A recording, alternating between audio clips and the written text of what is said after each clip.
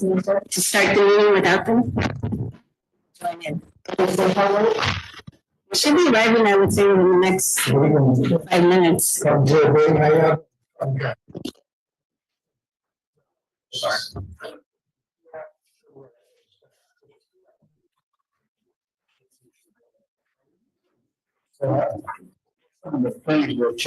I start the recording? I guess so. Recording in progress.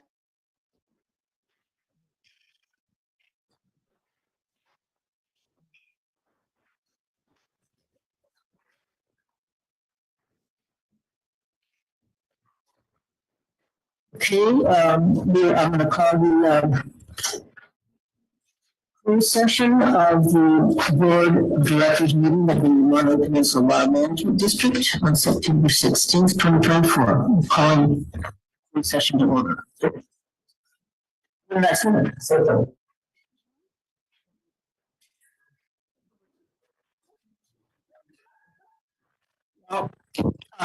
still going to be a roll call. Yes. What if once we're sitting here? Director Oglesby? Here. Director Eisenhart? Here. Director Edwards? Here. Vice Chair Riley? Here. Chair Anderson? I'm here. Directors Paul and Adams are en route and should be arriving shortly. Should we have the minutes reflect that Director-elect is also present? Yeah. We haven't adjourned to closed session yet, so we can just proceed. Well, you were saying a comment about acknowledging her. So she's not on the board to acknowledge yet. That's the first thing. But then you have to go to public comment. And then we have to go into closed session. Okay, so additions or corrections? Public comment on the closed session agenda? There will be one on the open session. Okay. So we are going into closed session then. Okay. Chair Anderson, if you give me a few minutes, I will lock the meeting.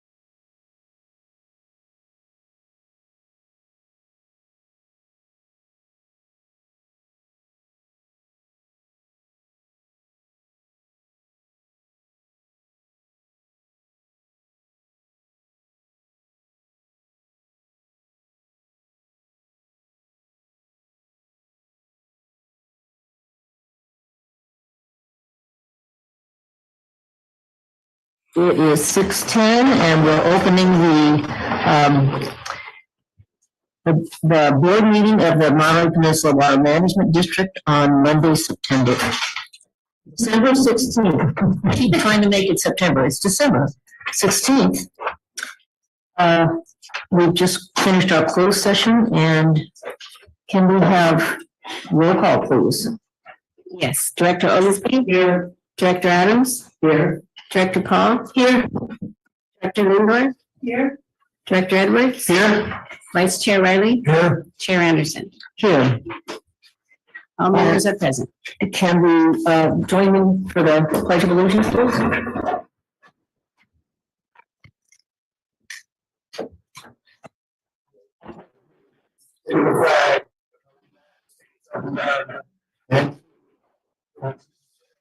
One nation, under God, indivisible, with liberty and justice for all. And now it is my pleasure to introduce our new board member, Rebecca Lindor. It's nice to have you on the board. I'm pleased to be here, anxious to get to work. Great. Well, we have that for you.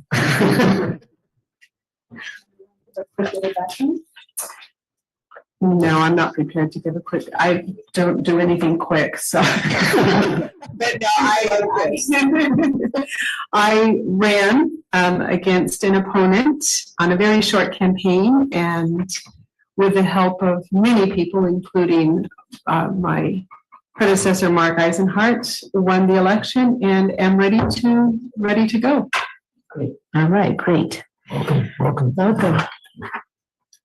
Do we have any additions and corrections? There is one correction. The staff note for item 22 is inadvertently a duplicate of that for item 9. Mhm. So you should have a revision in your folder and the public can view the corrected memorandum for our staff report for item 22 It is on the web.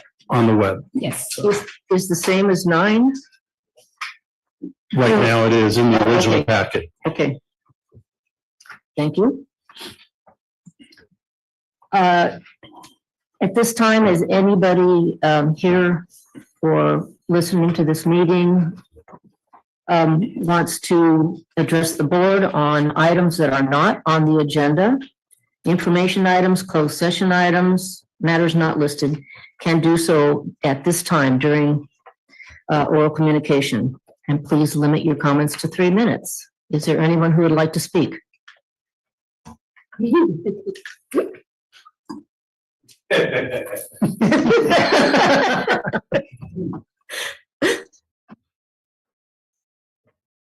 Thank you. Rebecca Lindor, I want to say how proud I am of you for standing up and running and committing to this 4-year term. I'm so grateful that you did that. And I have some advice for you. These other board members, you need to be very careful. And I begin with Director Edwards. He's very shy and soft-spoken. He needs a lot of prodding to get him to participate. Many times he'll say something you can't even hear. So watch out for that. Director Paul is pushy. She's in flight and she will be, thank you, she will do anything she can to have her way. So you keep an eye on her. I think I'll take that as a compliment. Wait a minute, there's more. Director Riley, nicest guy, but doesn't know a lot about water issues, local politics.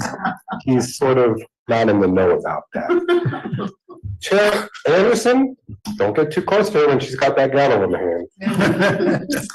And Director Adams, unfortunately, she's the nice one and she's leaving after this meeting. So we don't know what's gonna happen. And finally, as I know you've already figured out, Director Oglesby, he's very short. Be careful, you might start tripping over him if you get too close. Obviously, I jest. This is quite a group. You will have a blast. You will learn a lot from them. They are all wise and wonderful people. And then there's the staff. incredible. I can't wait to watch you get to know everybody that participates in these meetings and the people that you interact with. I have 1:07. Wow, I'm done early. That's all I had to say. Welcome. Could you leave your name, sir?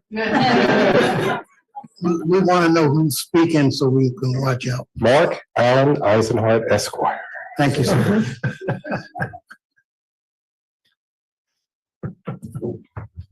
Is there anyone else who would like to speak?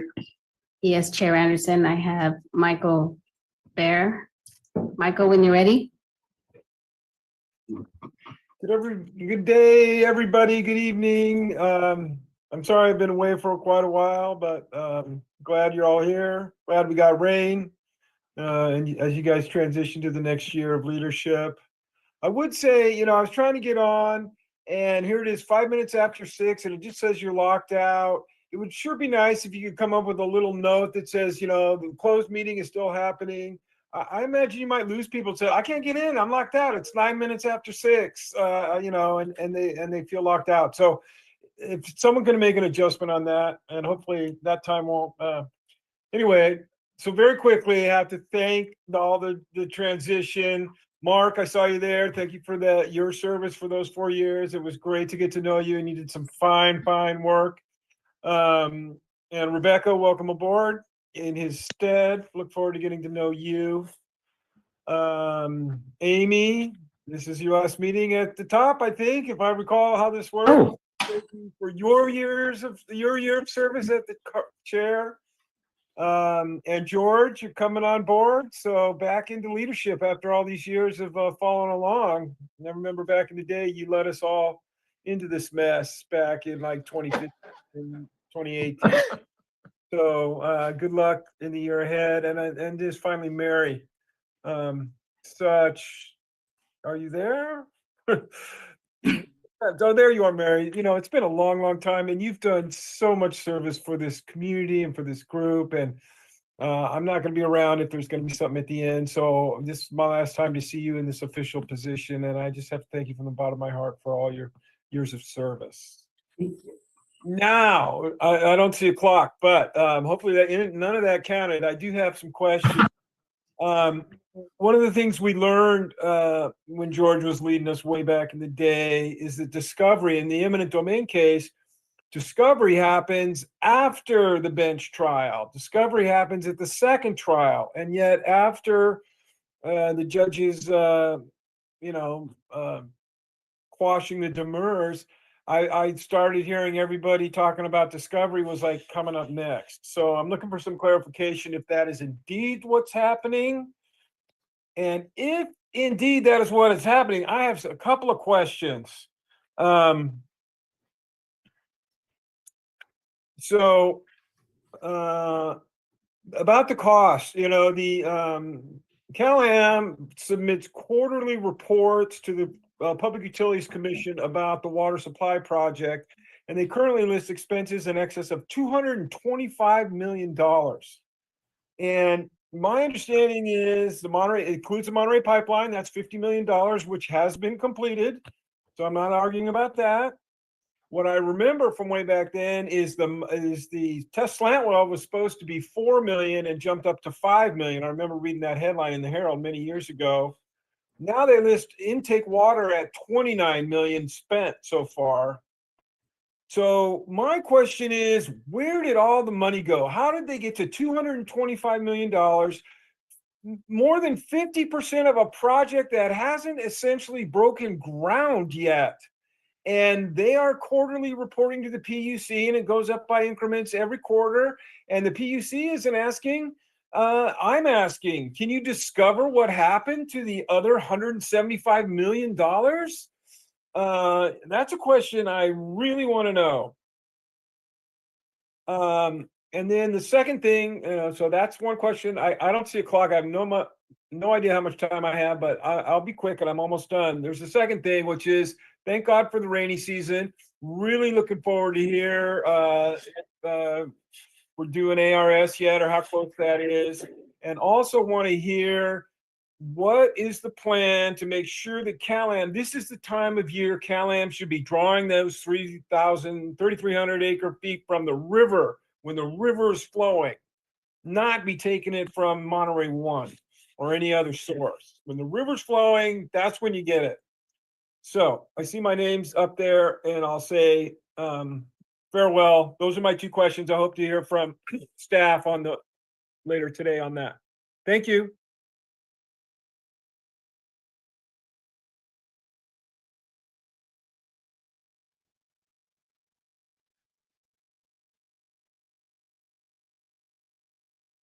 Hello? Okay, wasn't sure, everything went black. Hi, Melody Chrislock. The sound on everybody's mic is a bit garbled, especially Dave's mic. You might want to check that. So I wanted to point out something because of the state lands meeting. I put together a chart from your water data, and I added something to that chart that I took from water bills. And we all know that from 2004, in the last 20 years, our demand has dropped from 15,000 acre feet to under 9,000. But I don't know if many people realize the impact of cost and why that has happened. But I thought I would alert you to the fact that in 2008, 5,000 gallons, I should say, the Office of Ratepayers Advocates says that the typical water use on the Monterey Peninsula is between 5,000 and 6,000 gallons a month. Not what CalAm claims. The average includes all the empty homes on the peninsula. That's why it's so low. But the average use is actually 5,000 to 6,000. And the cost of 5,000 gallons a month of water in 2008 was $44. Today, it is $180 in 20 years. And even in 2017, it was only $100 for 5,000 gallons. So it's gone up almost double since 2017. Thus, the incredible drop in demand. I wish CalAm could get clear on this. There's no way people are ever going to use 5,000 to 6,000 more acre feet of water from this desal plant. It's too expensive. It's not going to happen.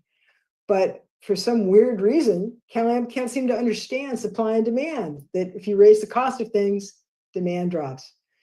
Anyway, thank you so much. And I'll miss you, Mark. And welcome, Rebecca. Thanks.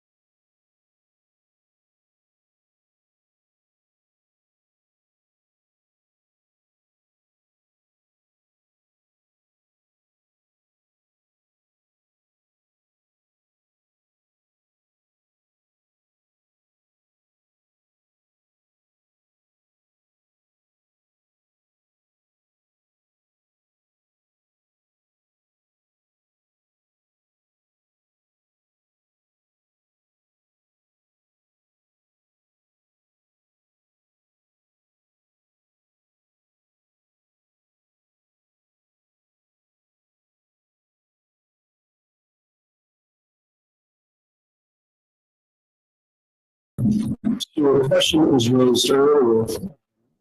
Size up.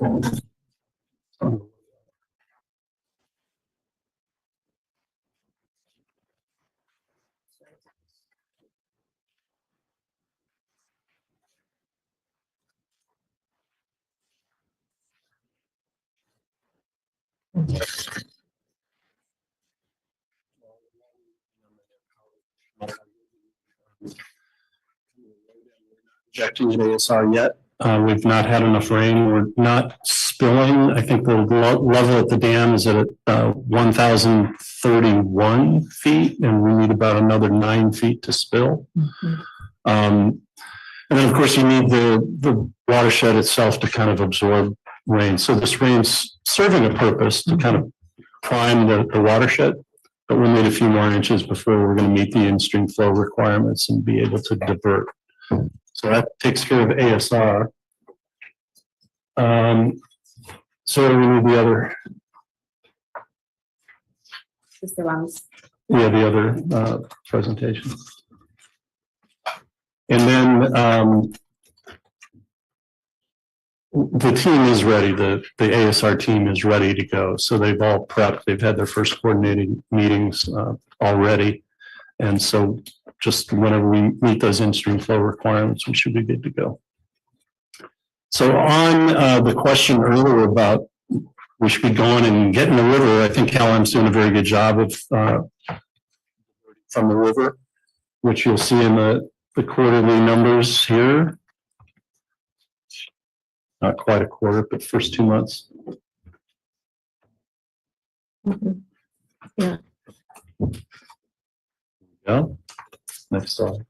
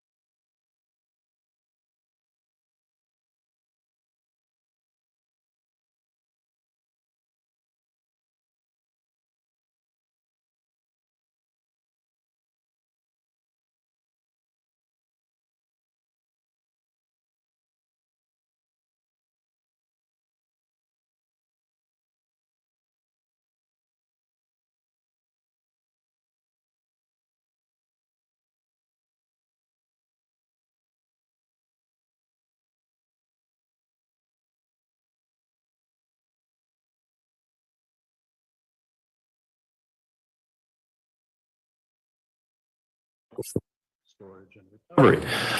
So we're highly confident in those numbers, but we said, hey, we don't know for sure. Let's hold back 1,000 acre feet as a factor of safety, leaving us 59 acre feet of surplus based on that long list of supplies on the very first page.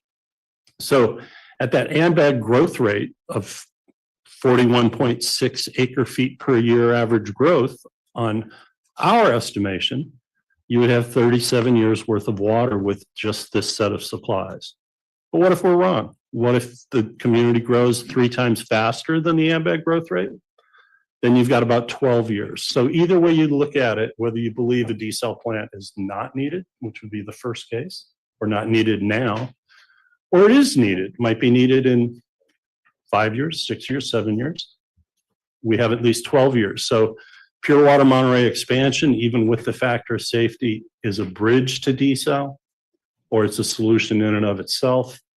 We want to get to the point where we can lift the CDO and see how this community can grow when water is not the obstacle. So that'll be what we'll be bringing to the state board. Next slide.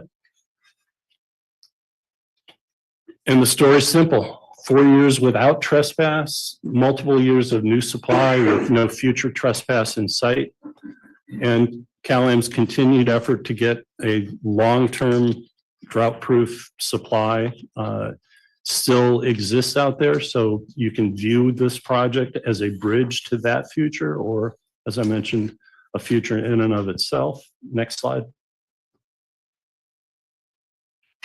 So our schedule, the game plan is January, February, informal meetings with the State Water Resources Control Board to kind of go through the same general discussion. March, April, fingers crossed. We're hoping to get a proposed decision in the phase 2 of the proceeding on supply and demand.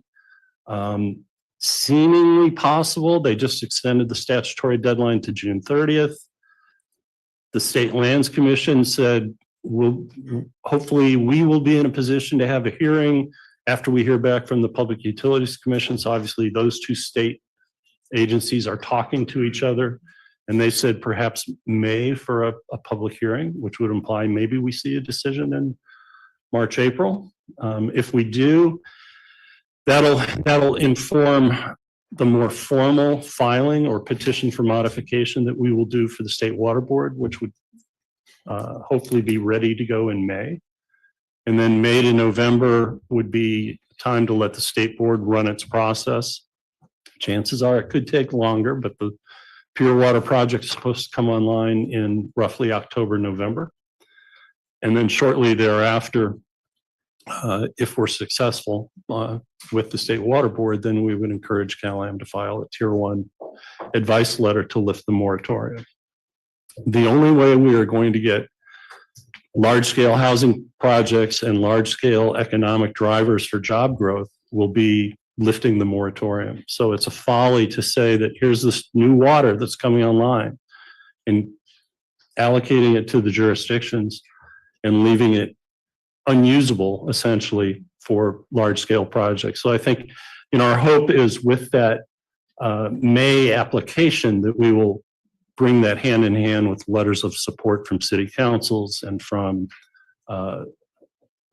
community groups, both housing advocates as well as job advocates. And stay tuned for now. That looks like the schedule, and we'll see how we can stick to it. I have 2 questions. Jim, it sounds like this track to lift the CDO is designed to permanently lift the CDO. I thought there was a discussion a few months ago that there might be a wiggle room in to have a temporary lift and not have to go through the full process in order to finally lift it. And I didn't know whether the short version of my time track is even in play anymore or not. Yeah, I've been approached by a couple of mayors to try to get an interim solution. You have to keep in mind, we tried an interim solution specifically for housing and even willing to do it only for affordable housing, which was more of what I would call selective non-enforcement of condition 2 of the cease and desist order. And that felt pretty flat. At that July forum that Senator Laird facilitated, I think the message was pretty clear that the State Water Board would prefer us to resolve the problem on a permanent basis. That doesn't mean that the CDO itself would go entirely away. They may want to take the guardrails away so that the moratorium could be lifted and growth can happen, but reporting would still need to happen. So we don't know what form it's going to take. But the important thing for us is getting those guardrails removed. And that is tantamount to it's a modification to the existing cease and desist order rather than a complete removal. And it is consistent with the discussions from July in the Laird stakeholders meeting. Okay, thank you. I may. Okay, I have, yes, thank you. I don't suppose the State Water Board has provided a definition of permanent water supply? Well, so the words are replacement water supply, and no, they've not. So that's where on the surface of things, you'd say, look, we're not in trespass. So the tool, the enforcement mechanism, CDO, is geared towards if you're in violation. But they've strongly signaled they don't want to take the guardrails away and then see us back in a short period of time, which is why they've said they really don't want to be the agency that has to resolve the numbers. So they prefer something substantive coming out of the Public Utilities Commission. But B, that there's a sufficient supply. And that's where, I try to draw the line to, well, right now it's looking like somewhere between 12 and 37 years. That ought to count for something. But I've been doing a lot of research just trying to find examples of cease and desist orders that were resolved based on demonstration of an adequate supply and what that might mean. I don't really want to go down the path of trying to put together a class action suit where the first member of the class alleges a regulatory taking, and you would know that there's probably 100 others right behind them with the same taking. But that is also a possibility. I just comment on that. Likely what they meant is a relatively long-term solution. Yeah. Because there is no such thing as permanent with certainty, especially with climate change, but even without that, and no resources inexhaustible or permanent, not even desal, because the wells only last 25 years and have to be replaced, and there's sea level rise. And I mean, every solution may end up not being permanent, but I think they must have meant that we don't want to be back in the same situation 3-4 years from now and having to start all over again.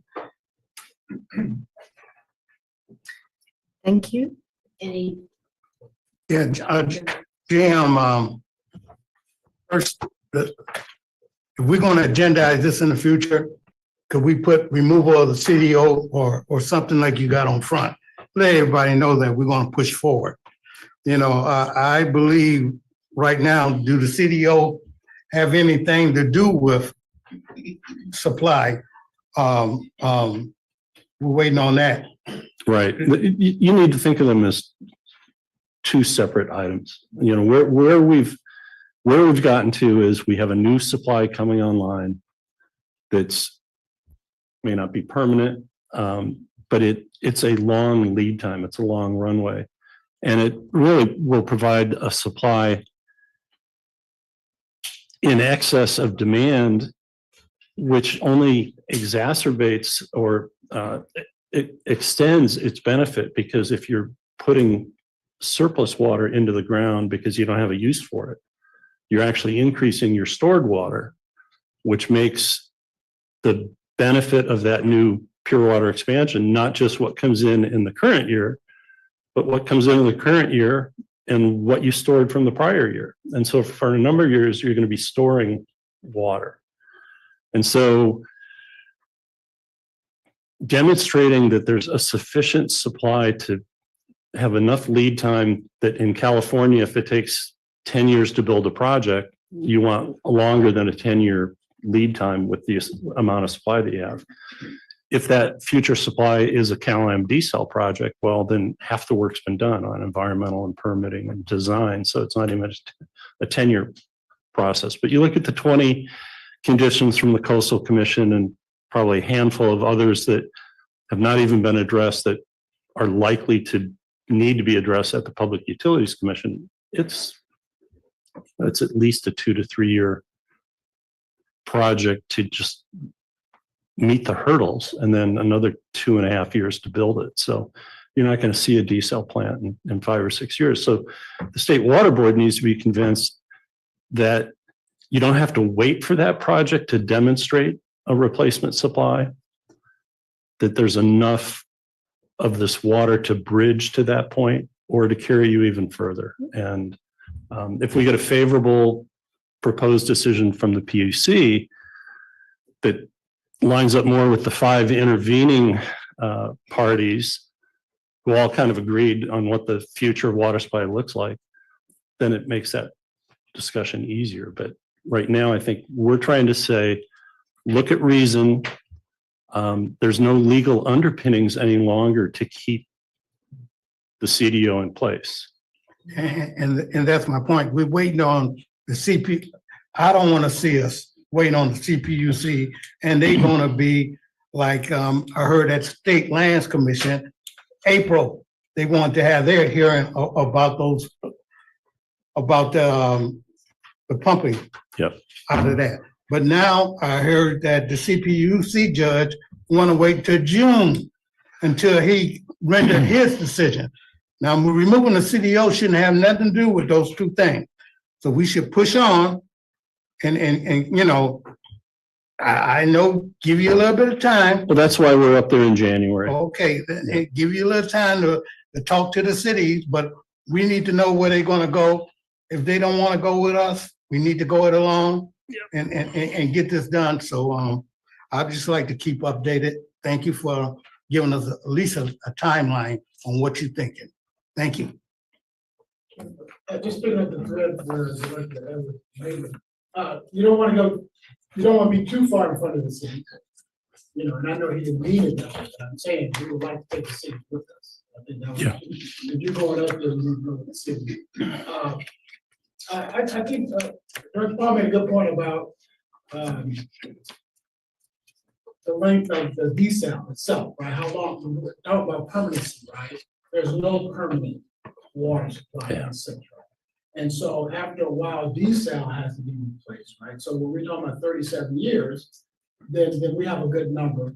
And I like where you went back to the bridge. Remember, that's where we started. This is whatever may be decided, we're trying to get you to the other side. We're not making that decision when we get to the other side, but can this bridge, and if the bridge is viable, then why are we being penalized? Right? Besides,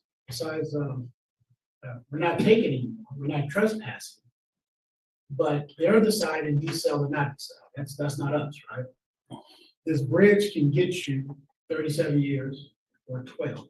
And so I said all that to get to my question. Has the AMVAC's growth rate ever been that far off? You know, you may not know now, but I think that's a good answer to have when you go to the state, which is if AMVAC's growth rate has not been off in decades, then our number is close to 37, right? And so if that's a true number, then it's hard for me to see why that's not quite a bit of permanency, if that makes sense. You know, we can go with, hey, if it's 3 times as much, then we'll get you 12.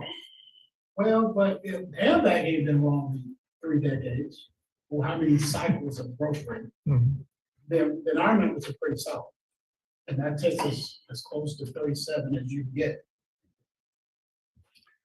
That's a really good question. And I'm stricken by another one. When I came to present to City of Seaside, your city council member, who is your representative on AMBAG, said, hey, wait, I sit with AMBAG and I've got strong confidence in what we do, AMBAG does. And I heard that in more than one city council meeting. So, No, I Yeah. mean, they're pretty good. And I'm just saying, let's use their, the state confidence in that number, which everybody accepts at a certain rate. Yeah. If we can go back and really check it, it's been pretty spot on, then 37 is pretty spot on. 35, 37. Any other?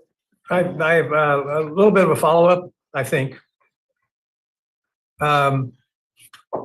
We're out on the plank by ourselves. Now, not without the cities, I don't mean that, but just in the advocacy that we're promoting to get rid of the CDO. CalAm has never partnered with us to try to make that happen.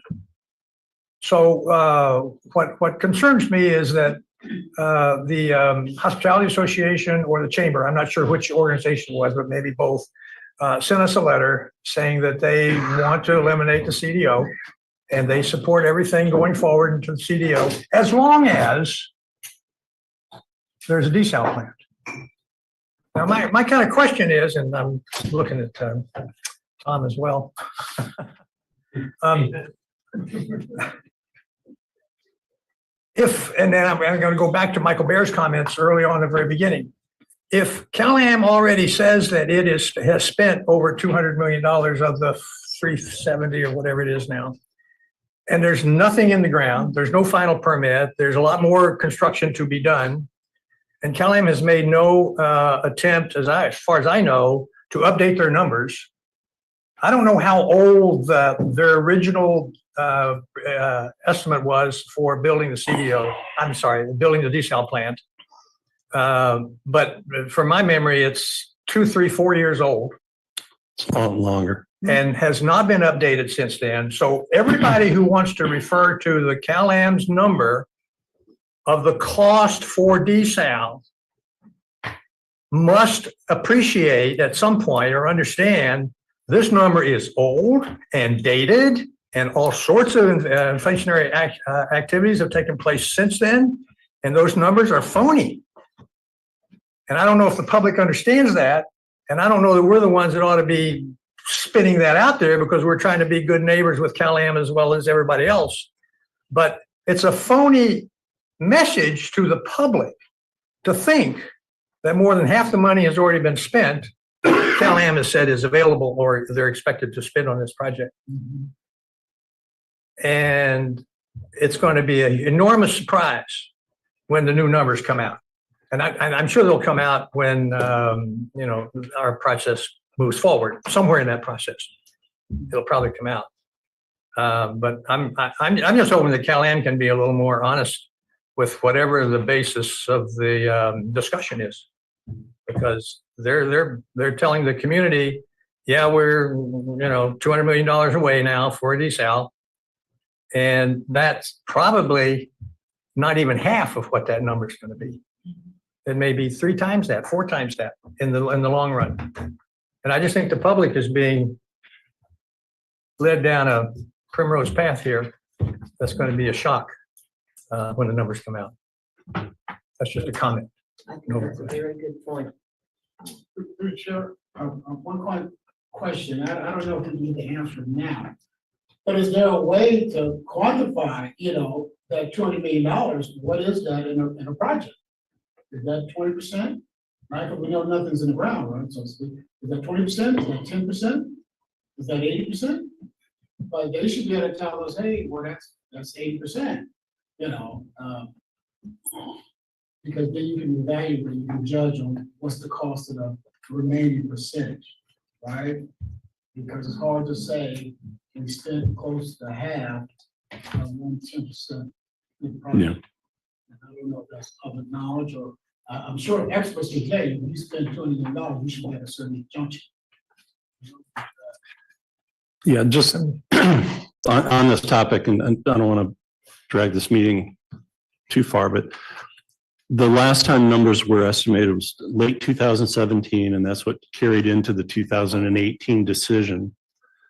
And I'll get this wrong, but call it 329 million. In the decision in 2018, it said you have a cost cap with no play in it. Originally, the request was for some play that you wouldn't have to come back, and then it was established at a fixed number. And if that cost cap is going to be exceeded, the company has to do what's called a petition for modification of the decision. That has not started. It's not even been drafted. The costs were updated in 2019 based on the Trump Tax Act, so different federal income tax rates, and the assumption that all of the debt would qualify for state revolving fund monies, which is very, very low cost debt. Due to inactivity, the state has taken the project off of the qualified list for 100% of the debt piece. So it's currently not on that list, and it's unclear whether there's sufficient state revolving fund money to do it at this point. So that has to get resolved.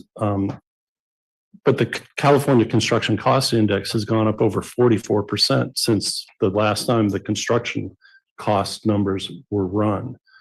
So clearly there's going to be a significant increase in construction costs.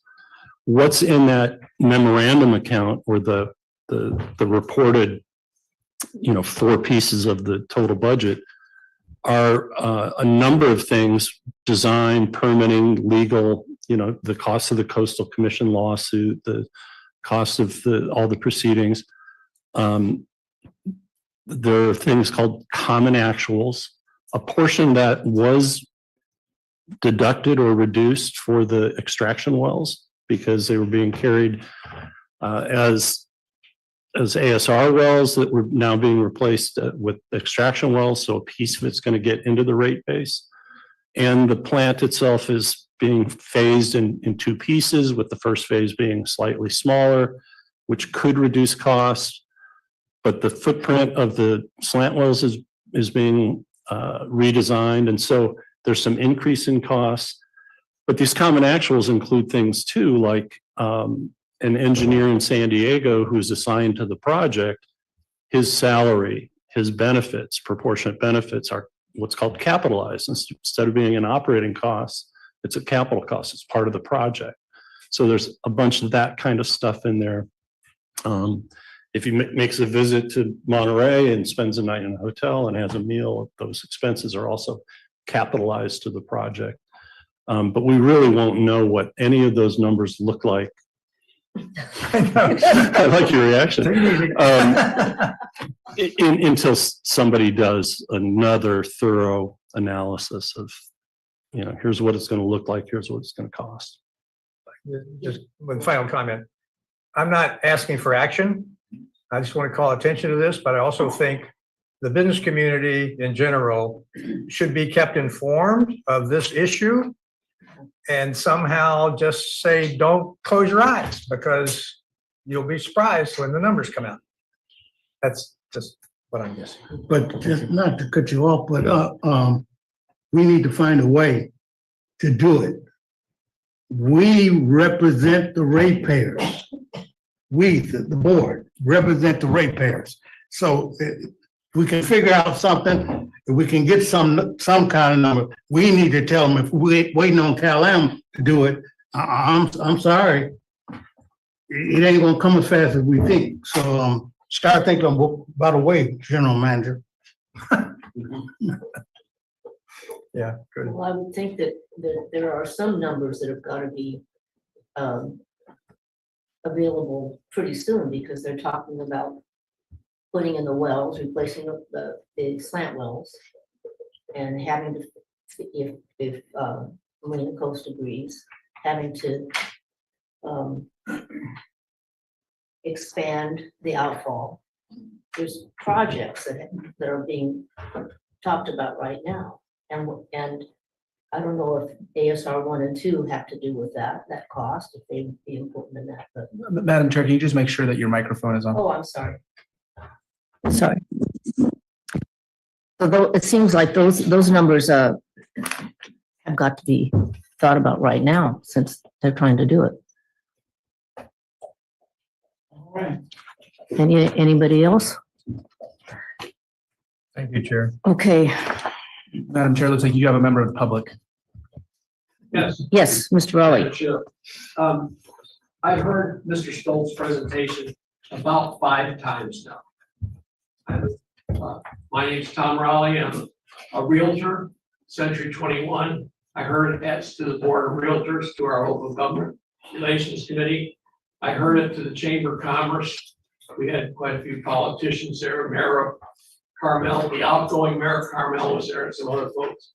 And I think that the point that the mayor made about getting ahead of where you're at as far as demand. He's given you 10 years, and we've got some major projects that he has refused to add footnotes that these projects are coming online in the next couple of years. We have a major apartment complex of 60-some units on Garden Road coming online this year. There's a couple other major projects, a couple hotels coming online on the peninsula, 3 of them. These are not cranked into the demand figures. I also found out, talking to the head of hospitality, that the projection for this coming year is still only going to be 70% approximate of what we had pre-pandemic. So most of these years, recent years, are low demand because we have been way down. Hey, the major industry of the peninsula is tourism. And we've been way down in the number of tourists that have been coming to the peninsula. So not footnoting what the projected demand that's increasing. This is a major flaw in this. So yeah, Dreamland, it looks real good in the figures he's got, but he hasn't gone far enough.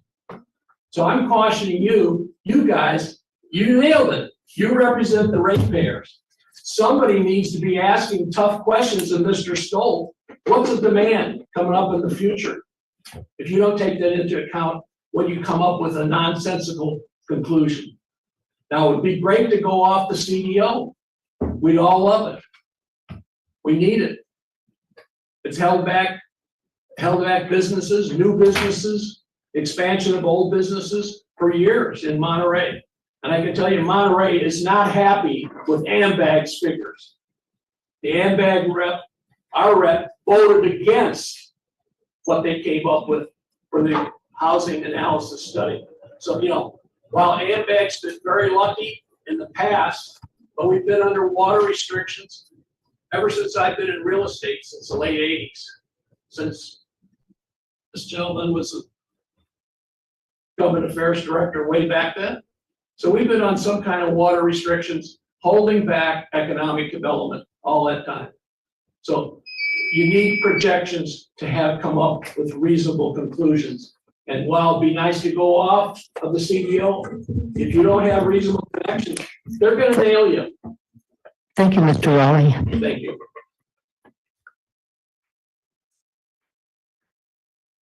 Chair Anderson, I do have Michael Bear, and I just want to remind the board to make sure your mics are on, please.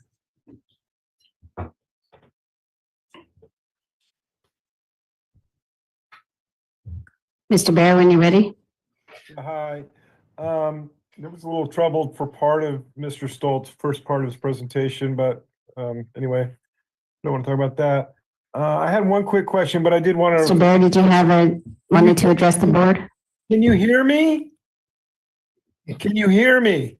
I've unmuted myself. Can you hear me?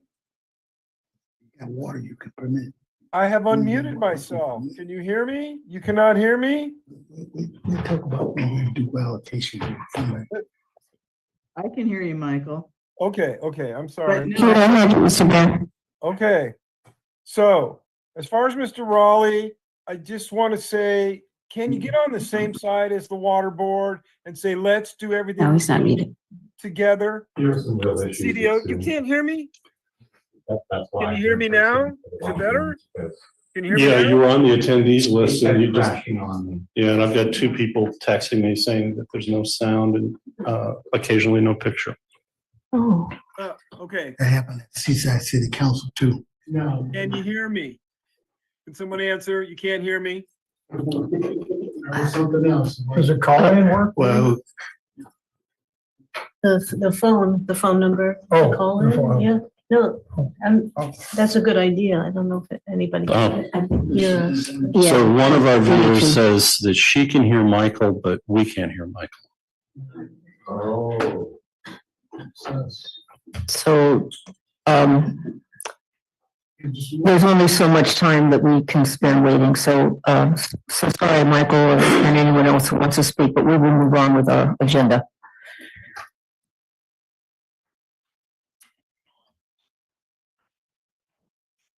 Madam Chair, that does- Report from the district council.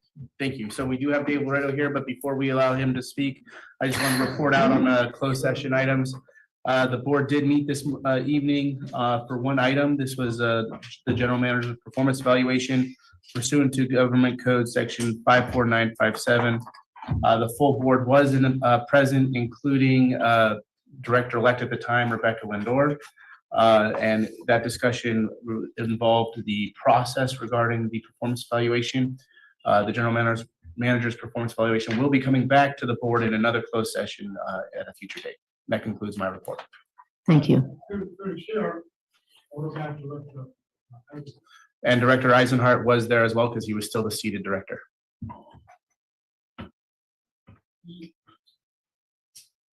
Yeah, I'm just trying to figure out how it happened, but I just want to acknowledge that they both were in there. Correct. The full board was present and Director-elect Rebecca Lindor was in the audience as a member of the participating. Yep, we're ready for you. Thank you. Good evening, Madam Chair, members of the board, members of the public, and staff as well. My name is David Loretto. By way of introduction to your newest director, Linda, I was general counsel until earlier this year, and work in the office with Michael Loretto. I'm continuing my efforts on behalf of the Water Management District, not as general counsel, but as special counsel, particularly on matters of litigation or administrative hearings. And the board has directed that because of the number of matters of pending litigation, that it would like to have a open report on matters of pending litigation to keep the board and the public informed as to what's going on.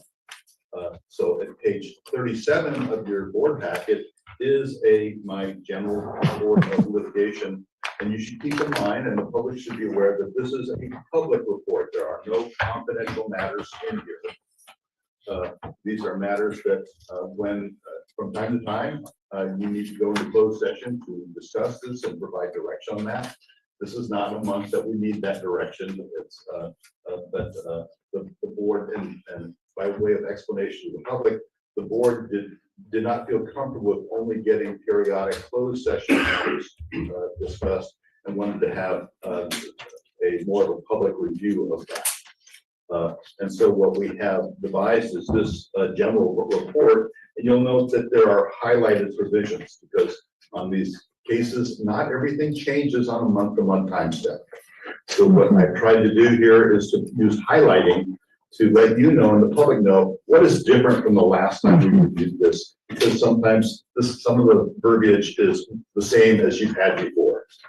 So going into this then, the first collection of cases are those by the Monterey Peninsula Taxpayers Association, or MPTA, and the MPTA has made 6 different challenges to the district against its collection of the water supply charge. The first matter was resolved in the district's favor. That is long since passed. The second challenge is the one that was recently resolved in Superior Court before Judge Panetta, and that was resolved in favor of the MPTA. That case was challenged to the 6th District Court of Appeal, and the district did not prevail. The final decision, MPTA's decision, was affirmed by the appellate court.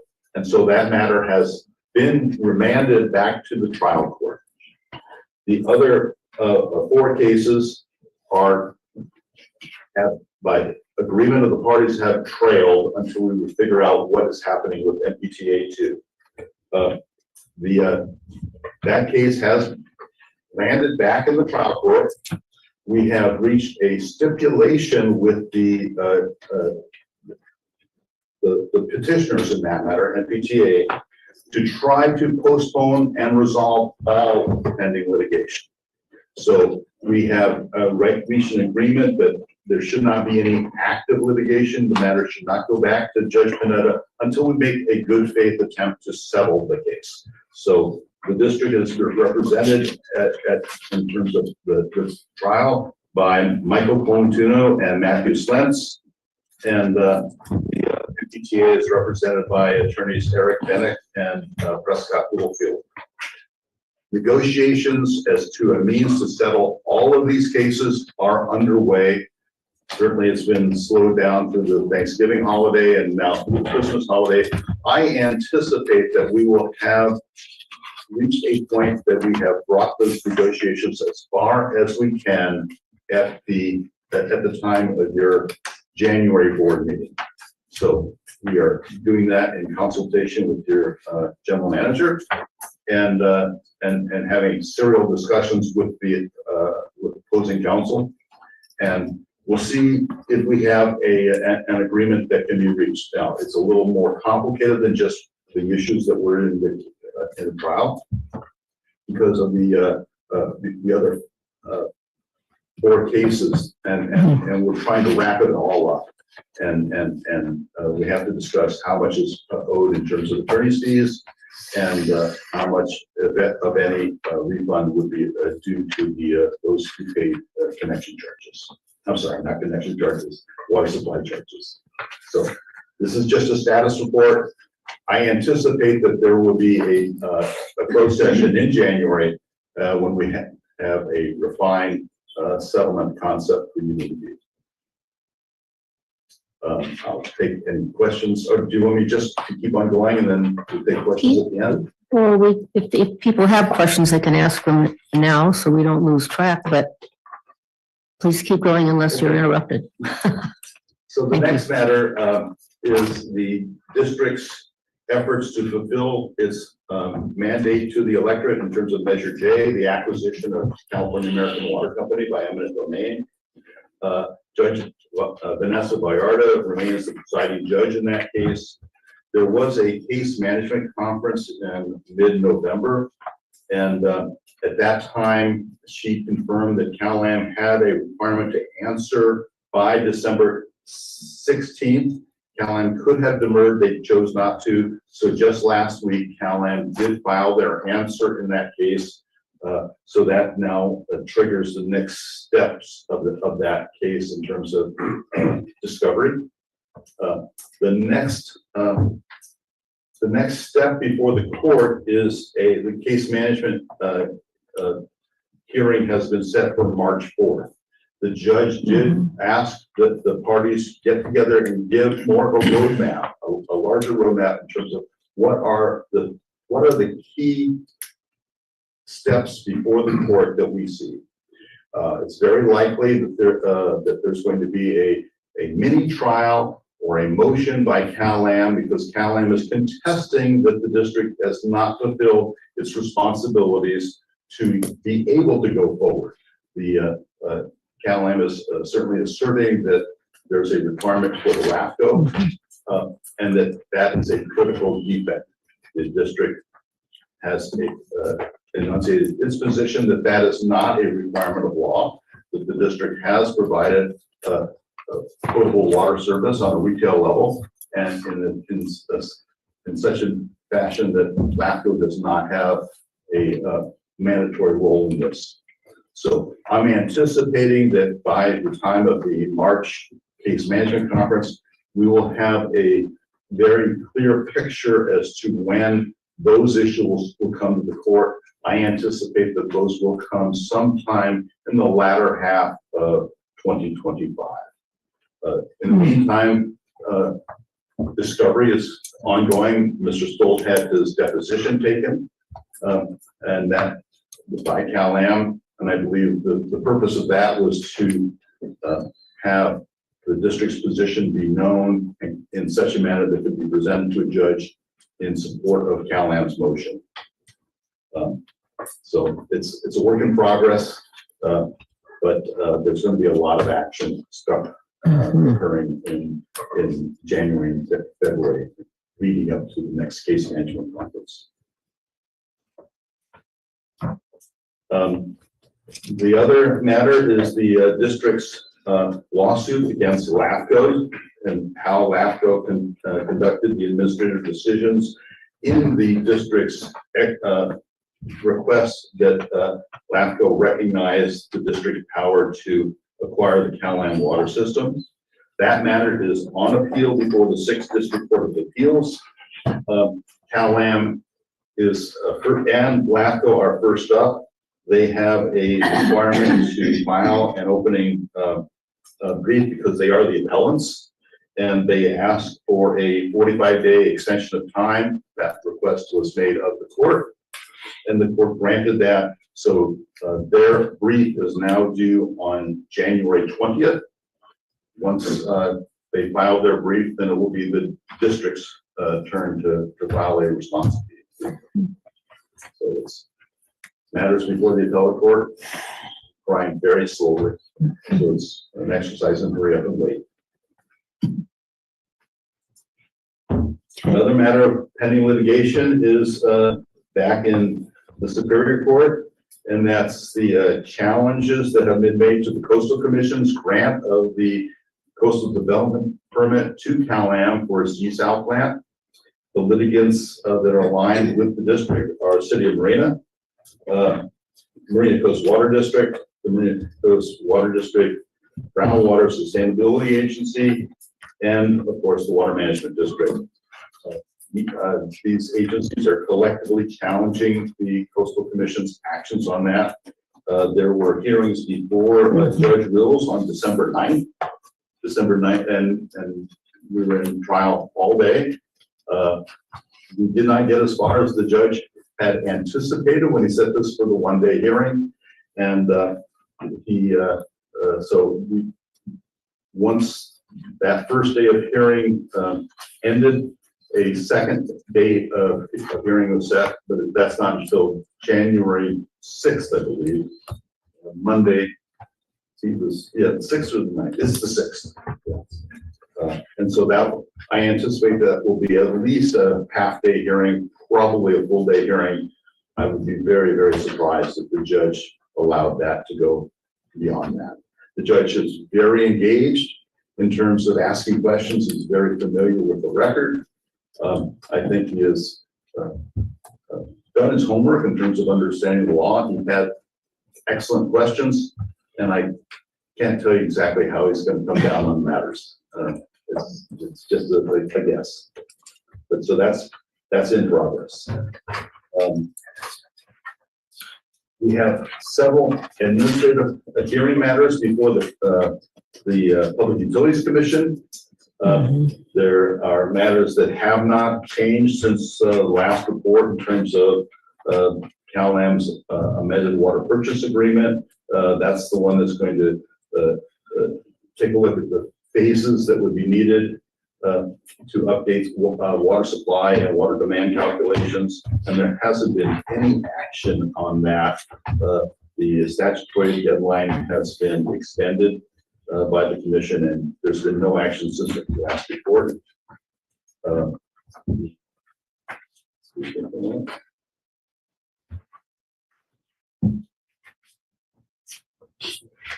Similarly, the Public Utilities Commission has a pending matter on the acquisition rulemaking, and that by order of September 12th, the commission extended the statutory deadline to March 30th, and there's not been any further action in that matter.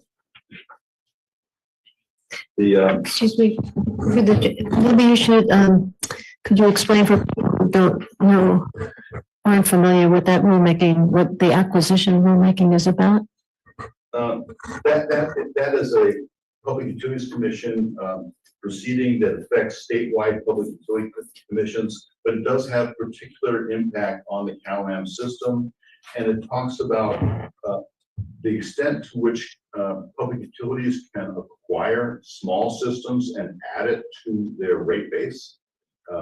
And at the moment, when, for instance, when CalAM chooses to do that, the interests of the local ratepayer are not given much credence whatsoever, and therefore the effect of these rules and how it's treated will affect the costs of ratepayers. Thank you. The other matter that we've been involved in now since 2022 has been the CalAM's general rate case. General rate cases happen on a throughout the CalAM system, and it's on a triennial basis, on a 3-year basis. So the current rate case was filed in 2022, and the 3-year rate cycle would provide rates for years 24, 25, and 26.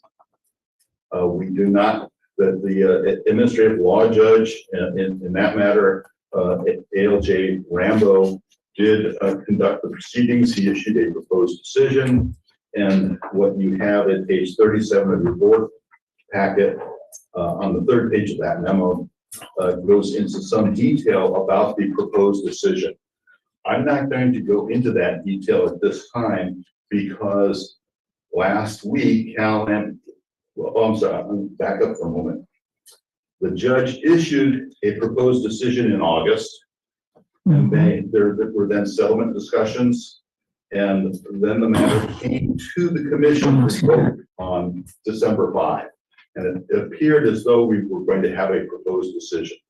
You mean if CalAM on December 12th final filed decision? an application for rehearing that will need to be heard by the commission and a request for additional oral argument. So it's premature for us to discuss what's in the proposed decision until we find out whether the application for rehearing will be heard and whether or not there will be additional oral argument. It did get through final decision, so there was a proposed final decision that was issued, then the application for a rehearing. And that decision was not pulled by any commissioner at the December 15th.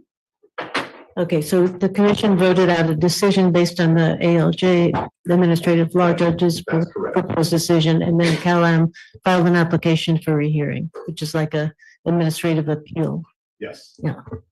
So it's as soon as we know whether or not that has been granted or denied, then we will issue a revised opinion that goes into greater detail in terms of the actual decision. And I know it's taken us 3 years to get here practically. CalAM's on track to file their next general rate case. And that application is due on July 1. And just so you know, this is a treasure trove for us and the public to find out how CalAM is running its business. Because we can ask questions and CalAM can be compelled to answer. And Mr. Baer was talking about in terms of discovery. Judicial discovery is a very expensive way to proceed by comparison to the discovery before the Public Utilities Commission. So this is our avenue to better understand CalAM's plans, CalAM's operations, and how it affects this community and the water supply system.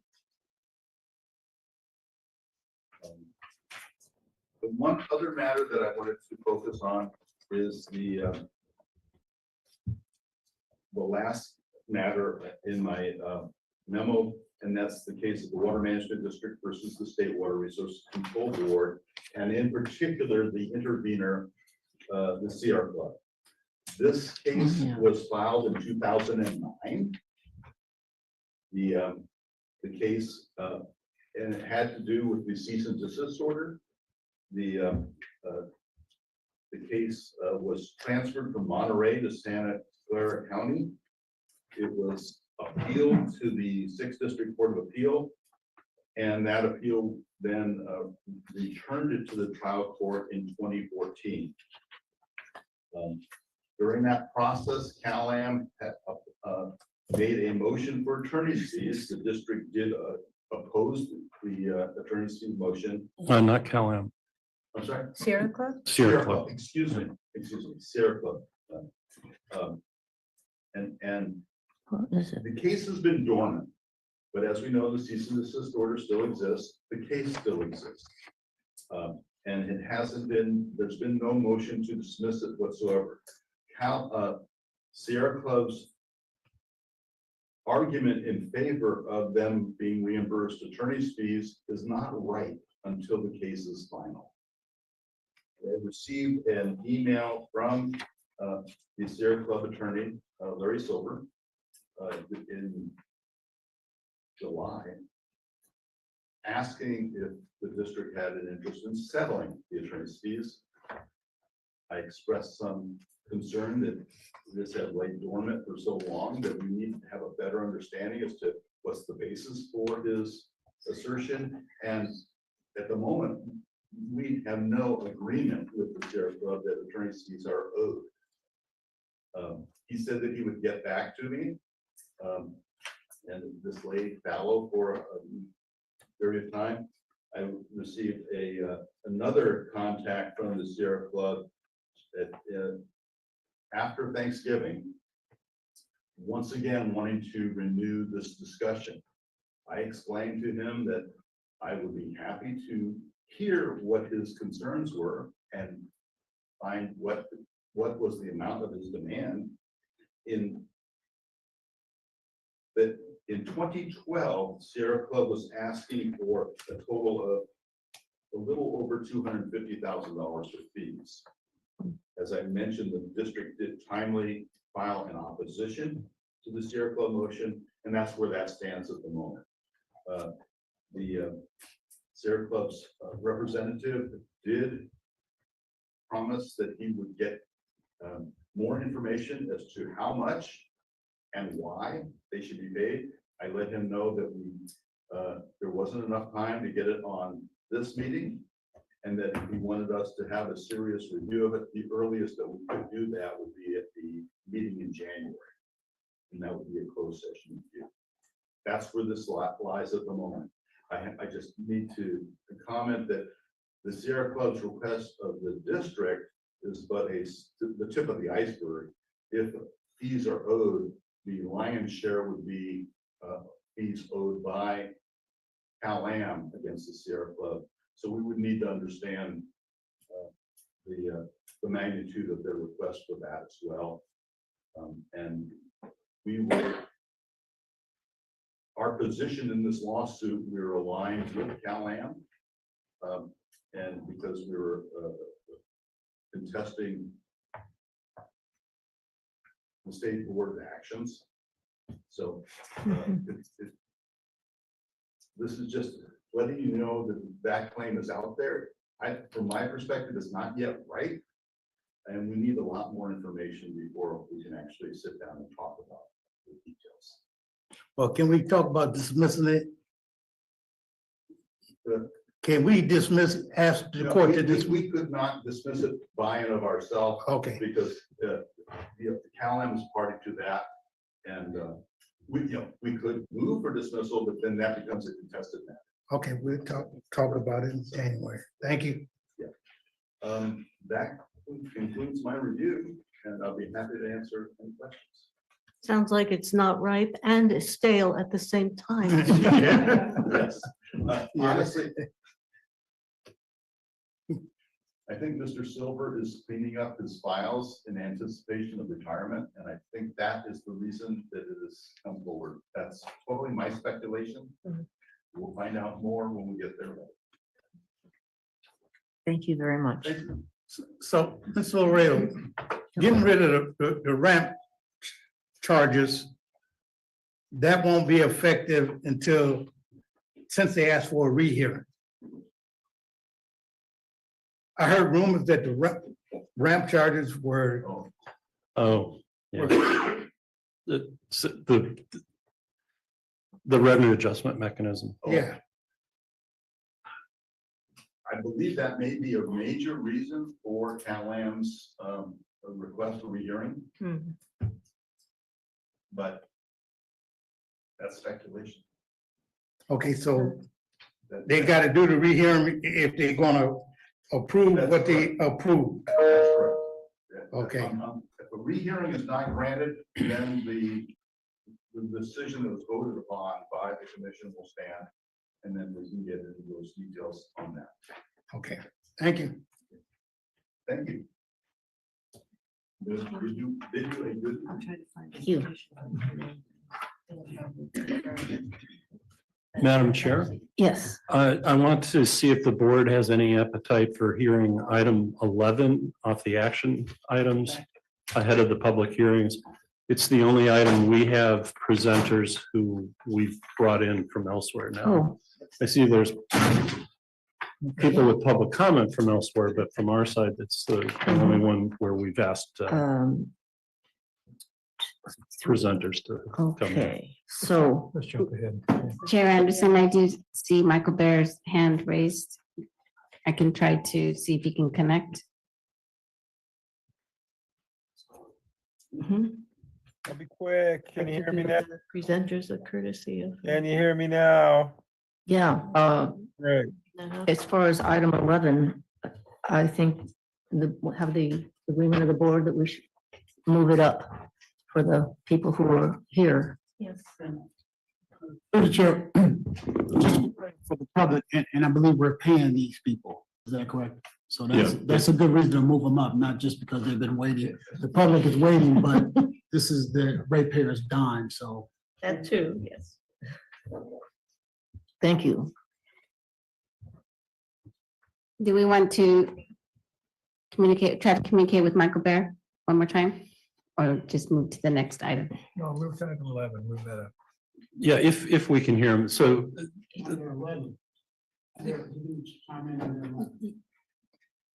that's fine too. What I'm understanding through the background is they can now hear us, they can hear each other, but we cannot hear the speaker. The speakers. Yeah. So if you want to allow him to talk now, if he wants to talk now. But if we can't hear him, of course, we're gonna go ahead. He could call in. Yeah. Would be another. So he could call in. The phone number. I think- Agenda packet. Maybe he's trying.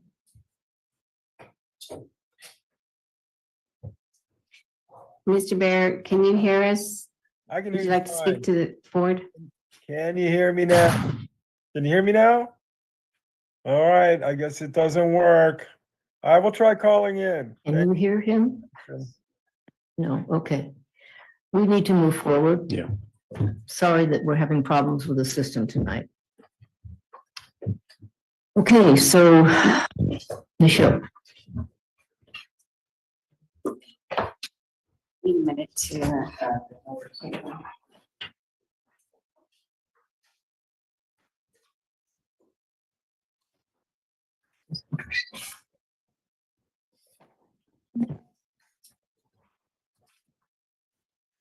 Just wait for the board clerk to bring the presentation on.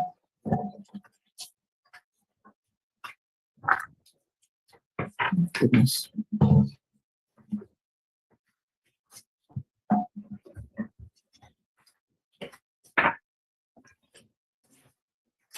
Huge.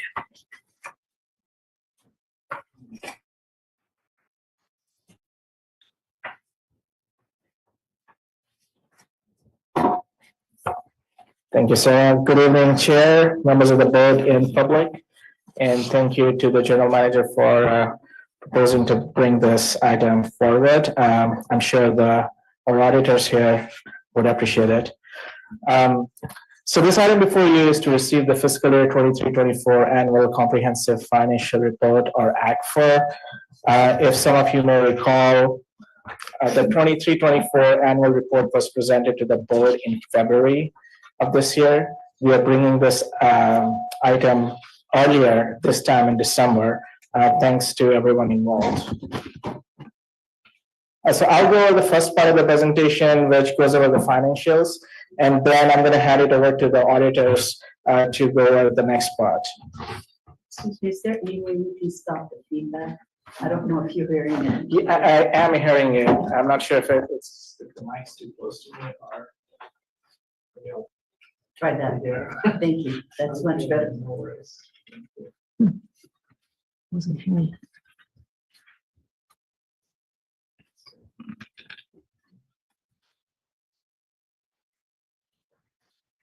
Right, so for those who might be hearing this for the first time, what's an ACFR? An ACFR is a set of financial statements that includes accompanying notes and other information that complies with the accounting requirements of the Government Accounting Standards Board, or GASB, as it's called.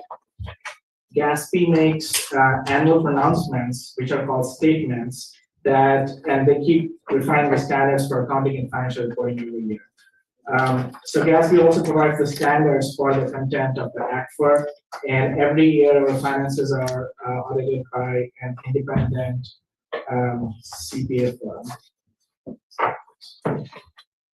So the ACFR has three sections. The first one is the introductory section, which provides an overview of the district through the letter of the transmittal, and then it provides the org structure. The second section, called the financial section, has the auditor's opinion, management discussion and analysis, then the basic financial statements, followed by notes and required supplementary information. And then the statistical section has demographic trends, financial trends, and other information that provides good historical context. I'll also add that in section 2, there are two sets of financial statements that are provided. The government fund financial statements have a short-term view, and they provide the operating picture by fund. And then there's the government-wide financial statements, which provide more of a consolidated picture of the district finances, and they include assets and long-term liabilities. And then in the notes, there are additional disclosures that are made in terms of some of the litigation and other contingent liabilities that the district might be exposed to. Oops. Sorry, one slide back.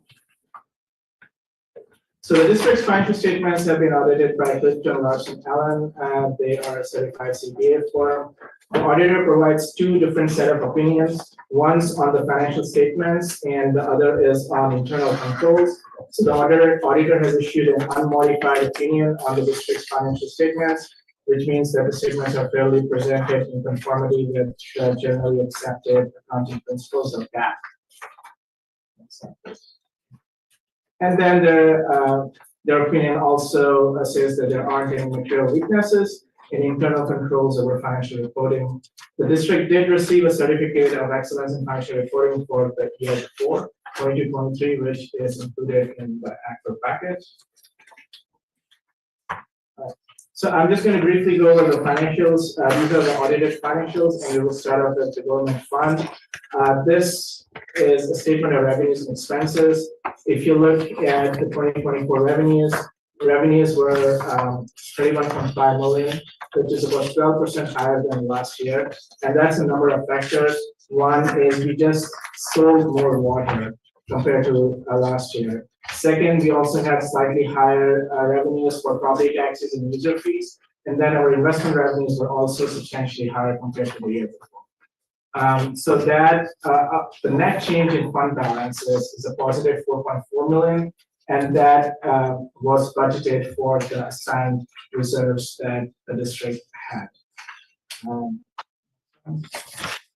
This is a balance sheet of the government funds. Again, you can see the assets, the 36.3 million. The assets are higher from last year, and I think this includes about 5.6 million of receivables.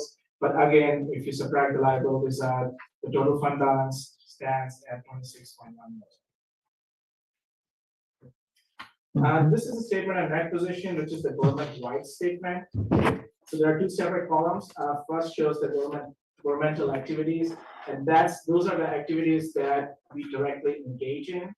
And then the business tab activities, those are the activities associated with the Pebble Beach reclamation project that we have. That's being treated as an enterprise fund. And so both these are combined together. And the total net position on the bottom right is 75.3 million. It's 10% increase from last fiscal year. So governmental activities, so this includes all our capital facilities and other like long-term assets. That's why the assets here are higher than what you saw in the slide. And then business side activity, those assets are amortized water rights that the district has. And so together, we are in a positive net position of 75. This is just a very, very high level overview of our revenues. Water sales, as you can see here, were 42% of our total revenues, followed by user fees at 22%, water supply charge 11%, and property taxes 9%. And then switching over to expenditures on the next slide, water sales were almost half of our expenditures. Project expenditures were again 25% of our total expenses, followed by personnel at 17% and operating expenditures and then professional fees at 4%. And this is just our pension and healthcare liability combined. Our end of year pension liability stands at around 7.6 million. There's a 7% increase from last fiscal year. Our OPEB, or healthcare liability, had a 4% increase. That stands at 5.2 million. And together, both the liabilities are 12.2. And now we come to the next part of the presentation, and then we can open it up to questions.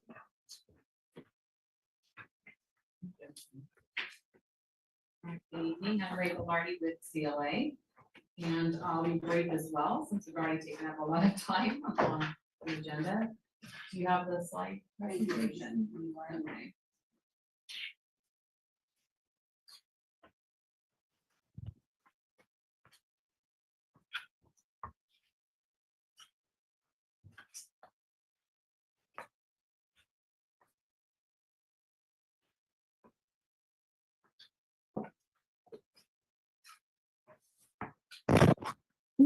Excuse me. Here to present the results of the audit for the fiscal year June 30, 2024. A very brief agenda, which Michelle's actually covered some of the items. The next slide. That he had brought up, we issued an unmodified opinion, or other words, used to be called a clean opinion. There were no qualifications to the opinion, which means that your financial statements in all material steps are in accordance with GAAP. So that's the best opinion that you can get. So this one, I keep forgetting that it goes really small when it's on your screen. We have a governance communication letter that's also in your board packet following the actual draft effort. And we're just required to disclose certain things to governance, make sure that you're aware of things. And this really is an overall purpose, is just to come to you after the planning of the audit and talk to somebody from governance, but now to say at the conclusion of the audit, what kind of things happened. So it's a follow-up. We didn't have any changes in the scope of the audit, so everything that how we planned the audit is how it went to fruition as far as our risks and planning. There are significant accounting policies that are described in the footnotes to the financial statements, and those are always in footnote 1. And there weren't really any significant changes to the footnotes this year as far as any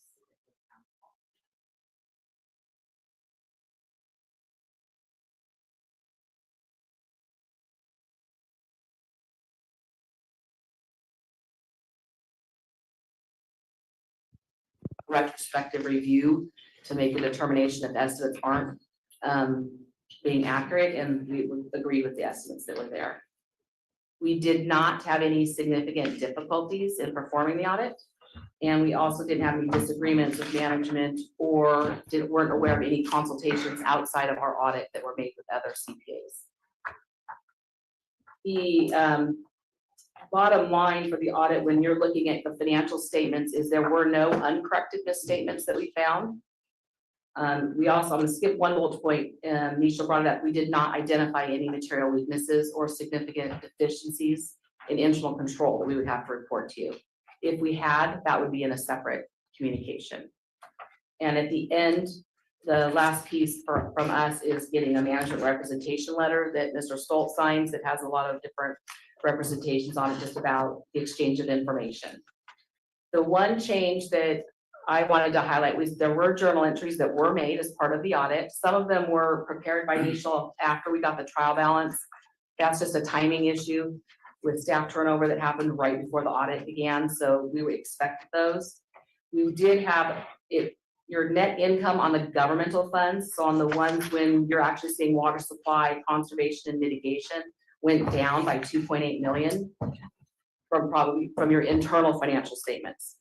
Primarily, and I wanted to explain this, by a journal entry that we had to make for 2.6 million to defer revenue. So in governmental accounting fund financial statements, if you have receivables, which you do, of 2.8 million related to some grant reimbursements and project reimbursements, if they're not collected within 60 days after your year end, they're considered unavailable and we have to defer the revenue. So it was correctly reported as an accurate receivable. You have substantiation to prove that you have those receivables, but you just got it late and you're not going to collect it yet. So that's the big swing. So if there was nothing that was signified an internal control deficiency or something wrong with the district's accounting, it's just that's why there's that near-term focus on the governmental statements, and also why the assets are so much higher and the net position is different when you look at the government-wide, because you do not defer it there. So there'll be a big revenue change between those two statements. Next slide. We normally go over, yep, no, you zoomed in, I think. Next slide. There's really not much on it. We just said there was one accounting pronouncement that was implemented this year. It was GASB statement number 100 for accounting changes and error corrections, and there was no impact. There's two pronouncements that are upcoming for the next fiscal year, one on compensated absences and one on certain risk disclosures. The one for compensated absences will need to be evaluated. And the next slide just shows you real briefly kind of some stuff on what is involved with that. It's an updated framework. It's going to go back to something that the district dealt with. I mean, I don't even know how long ago, maybe 15 years ago, where unused sick leave is going to have to be accrued on the financial statements again. It used to be only if it was paid at termination that it was accrued, and now that's going to possibly have to be reported. So we'll have to review the district's policies. We can assist with that if need be. If not, Nisha will need to look up the guidance in there on any changes for accounting for compensated absences. The next on certain risk disclosure, same thing. You know, that one's actually not applicable until next year as well. There's going to be mostly increased footnote disclosures, so we can review those requirements as needed. And so really at that point, we don't go over any of the financials in detail, but I do have them with me if you have any specific questions on any pages or footnotes, that we can go over them. Yes. Thank you for your presentation. And I'm always curious if this is the norm, if most people get such a clean audit, or if we're doing really, really well, and it should be said. It's both. And I was going to say that before we end, you know, it has to do with when you talk, especially with having accounting turnover, Nishal and his diligence in getting us the accurate reports that we need to do the audit. So it's a mixture. We do have clients that we do find deficiencies in their accounting and in their reporting. Like I said, there was a little bit of a timing delay with the prepared by client entries, but that was it, just because of turnover in staff right before we were supposed to get the trial balance. But then he provided everything that we needed to conclude the audit. Good. And then another question for you regarding the sick leave. Yes. And I'm unclear about this. So if in fact we only gave paid time off instead of delineating between vacation time and sick leave, would we have to do that? I have not actually read into the standard enough to be able to answer that question, but that's the part we would look into, because there is definitely differences, especially in the state of California, Right. on delineating between sick leave and when you can take time off. So, and I have to look at that in the governmental world. But I was just saying that I know that there used to be, there was, at one point, the district didn't have a cap on sick leave. And so we accrued, it was this big number, and then a cap got put on, and that those standards allowed for you to do that. I'm not sure. I think that this standard is going to be bringing some of those liabilities back on the books. So if you have a policy that's just, if we don't pay at termination, you're still going to probably have to accrue the sick leave that potentially could get paid out. It's like everything they've been doing, OPEB, pension, all these things, is to try to bring the liabilities back onto the books to properly reflect what the government agencies really have out there as a liability, and not just have it be as a, as you incur the costs, actually then show the expense. Got Going it. to accrue for it. Thank you for your help. I had a question. Yes. Just on these new requirements, does that mean new accounting work that needs to be done, or is it information we already collect, but we just don't record it the way you need to have it recorded? Probably a little bit of both. Like I said, I haven't looked into it, so that's when we'll have to actually read the standard, go through the implementation guidance, and determine if it's just an account. It might just be a flip of a switch, because they track the sick leave already. I mean, we know what it is, but it's just maybe how it gets recorded on the books.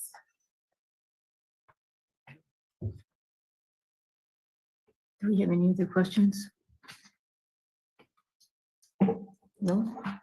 Thank you very much. Thank you. And I just want to, again, thank Nishal and his department and the general manager for all their cooperation in an audit. It's not easy. This was Nishal's first year without Suresh as helping him. So it was quite the task to go through a report of this size. The statistical section has, 10 years worth of data. So there's quite a bit to update on these reports. So we want to just thank him for his cooperation.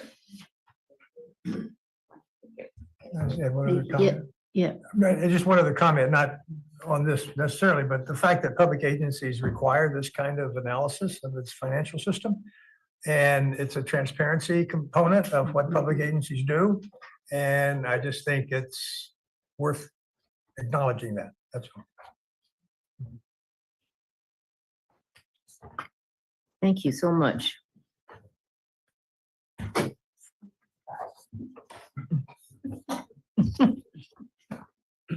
Okay, now we're going back. Madam Chair, you want to bring this out for public comment? Yes. Would anybody from the public like to comment? Nobody in the room? And we don't know if our system's working. Is there a motion to accept, or does there? This is agendized to receive, so you can make a motion, but it's not necessary. Okay. Well, it's listed on the action. So you should take action, I'm not taking action. Oh. I suggest that we move to receive the report. Is there a second? You move to receive, okay, I'll second it. Move it on. All those in favor? Aye. Opposed? Thank you.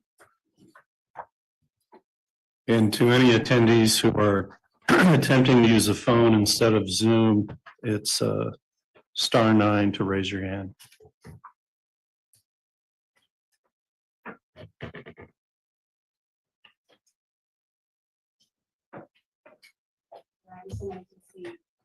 Chair Anderson, I do see a raised hand. Okay. And caller ending in 788. You may go ahead. Hi, it's Michael, and I will defer until you finish this order of business and get my comments from the previous agenda items, if that's okay with you. Chair, why don't we take a minute? We may not be able to come back on. Yeah, Michael, let's go now because we don't know. Why they are in the spot. Yeah, we can hear you now. No, so no, it's good. yeah. Are you done with your agenda item on the budget? Yes. Okay. So actually, the two times I tried to call, I had the exact same question. So, and it may seem insignificant, but here we are. So I went to the trouble. When the PUC asked, claimed they were going to use another 6-month extension before they rendered a decision on what I understand is the supply demand, did they give any reason whatsoever? Because it's my understanding that there were briefings and hearings and all the information collected over a pretty long period of time, which was all completed maybe a year ago now. And I'm just aghast that they would just say, well, we need 6 more months without any explanation at all. So that was my one question. And then going back to the first time I tried to make comment, I also wanted to attempt to respond to Tom Raleigh for 30 seconds or less on his comments, where he said that, the business community, the ratepayers, whoever he's representing, said that they would support lifting of the CDO provided there was a desal plant as part of the deal. And my question to Tom, and maybe the rest of you should be asking him or whatever, in thinking about this issue, is shouldn't we all be on the same page about lifting the CDO no matter what side we are on the desal? Isn't the idea to get water so that people with lots of record can start building houses, so that businesses can start opening? What difference does it make if we can get the CDO lifted and the moratorium lifted? That should be everybody's prime effort, and we can all join on that one thing because everybody in the community wants that. And to hold out and put conditions on it is, I wrote, is bullying with churlish constraints. And you should look at that, Tom, and get on board, and let's all get rid of the CDO together. Thank you for your patience. Thank you, Mr. Bear. Chair Henderson, I see no other raised hands. Okay. So we are now at item 9. 8. Oh, 8? Wait a minute. Yes, item 8, Wait a minute. board reports. What page is that on? What are you on? Item 8? Madam Chair, this is just oral reports for activities by the directors. Oh, excuse me. Okay, here we go. Does anybody have anything to report? Any directors?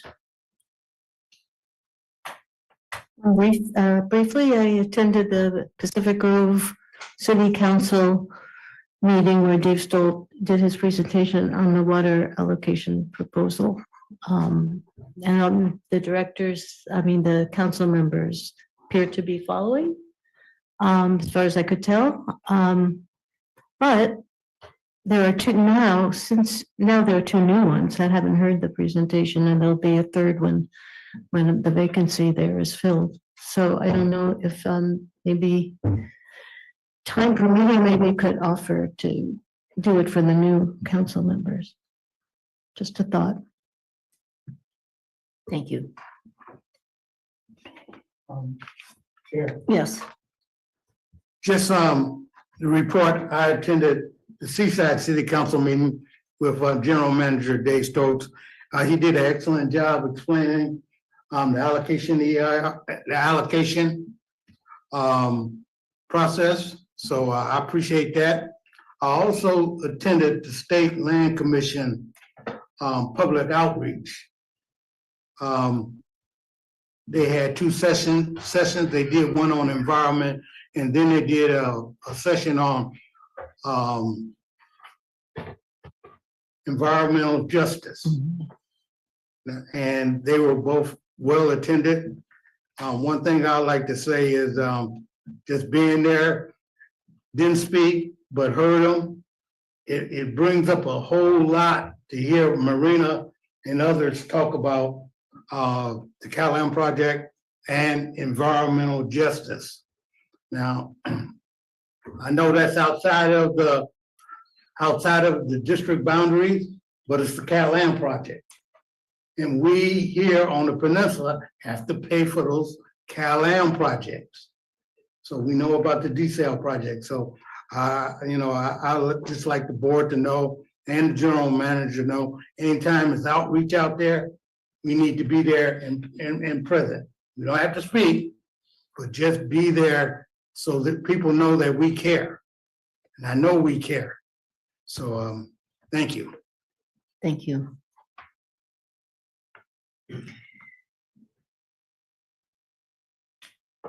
Any additional public comment at this time? Let's move to item number 9. January through March 2025 quarterly water supply strategy and budget.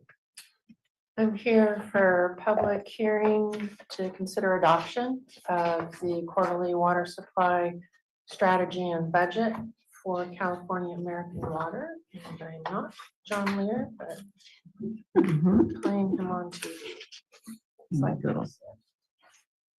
The first step in the process is looking at the precipitation that's forecast in the National Weather Service's long-range forecast.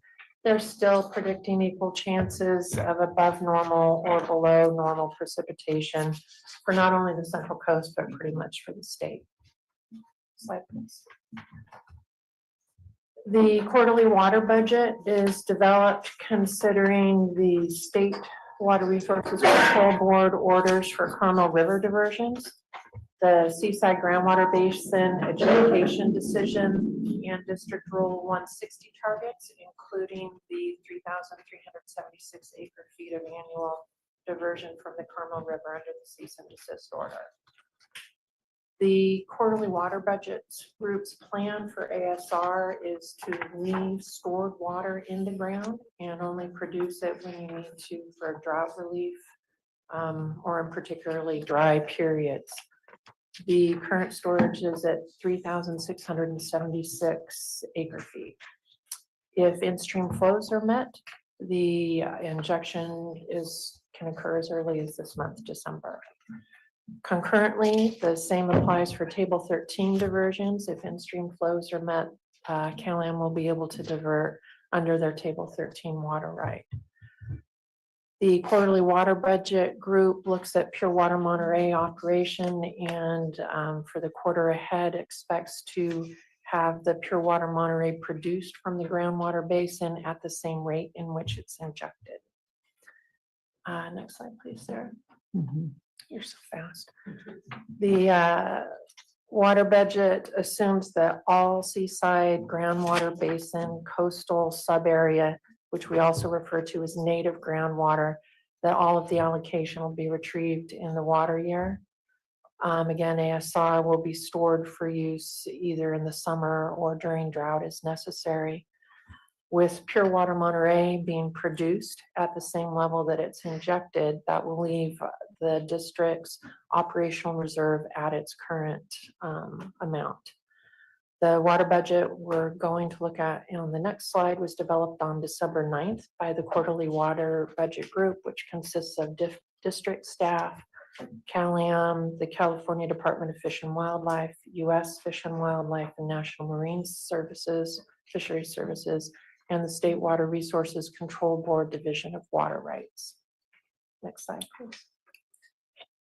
So this is the budget that was recommended by the group. The first grouping of diversion shows diversion from the Carmel Valley Aquifer, the Carmel River, under all the various water rights. And really the only one that's kind of up in the air is ASR diversion. If we don't meet the in-stream flow, those values go to 0. Otherwise, everything else is produced for customer service. The middle grouping of budget items is for the Seaside Groundwater Basin. Coastal subareas is that native groundwater, and you'll see the amount increasing as both demand increases in March and as the need for limiting Carmel River diversions benefits the fish. Phase 1 and 2 ASR recovery, we expect to leave it all on the ground this quarter. And, excuse me, Sand City, DeSal, and Pure Water Monterey are assumed to be at a flat rate for all 3 months. The bottom grouping shows where that water is used. The first line item is customer service across the peninsula. We have the ASR injection, and table 13, which is kind of separated from customer service, although it is customer service. Its area of use is limited to the Carmel Valley area. Last slide, please, sir. So staff requests that the board consider and adopt the proposed water supply strategy and budget for Caliam's main system for the second quarter of water year 2025, which is the January through March of 2025 period. Are there any questions? Yes. I just have one. Do you know, Maureen, of where we're at with the Sand City desal and solving the production problems that from there? And if you don't know, that's fine. We can find out. I know it's not your primary area. Yeah, they don't tend to share details like that with us at this point. Yeah. Okay, good. We'll find out. Any other questions from the board? No, I just wanted to piggyback on that, Chair. I think that is the second time we asked that question of what's going on with Sand City. Yep. So last month, it outperformed. It was 28 acre feet. This month, or the previous month, 14 acre feet. And they are expecting to do a shutdown for maintenance. So it's still sporadic. And they, as of yet, do not have the replacement source well permitted. So that's still kind of waiting to get in line at the Division of Drinking Water. And that been how many years now? Couple. More like 3 or 4? Yeah. Then. That's what I like to hear. Yep. And a couple, 3 or 4. So we shouldn't count on that in our budget. Well, as you correctly pointed out, it's carried at 25 acre feet a month. The prior year did nowhere close to that. Even in a good year, it's been tracking somewhere between 180 and 220 acre feet per year, which would not be 25 per month. So, I think at some point we should probably take a look at that in the quarterly water budget strategy.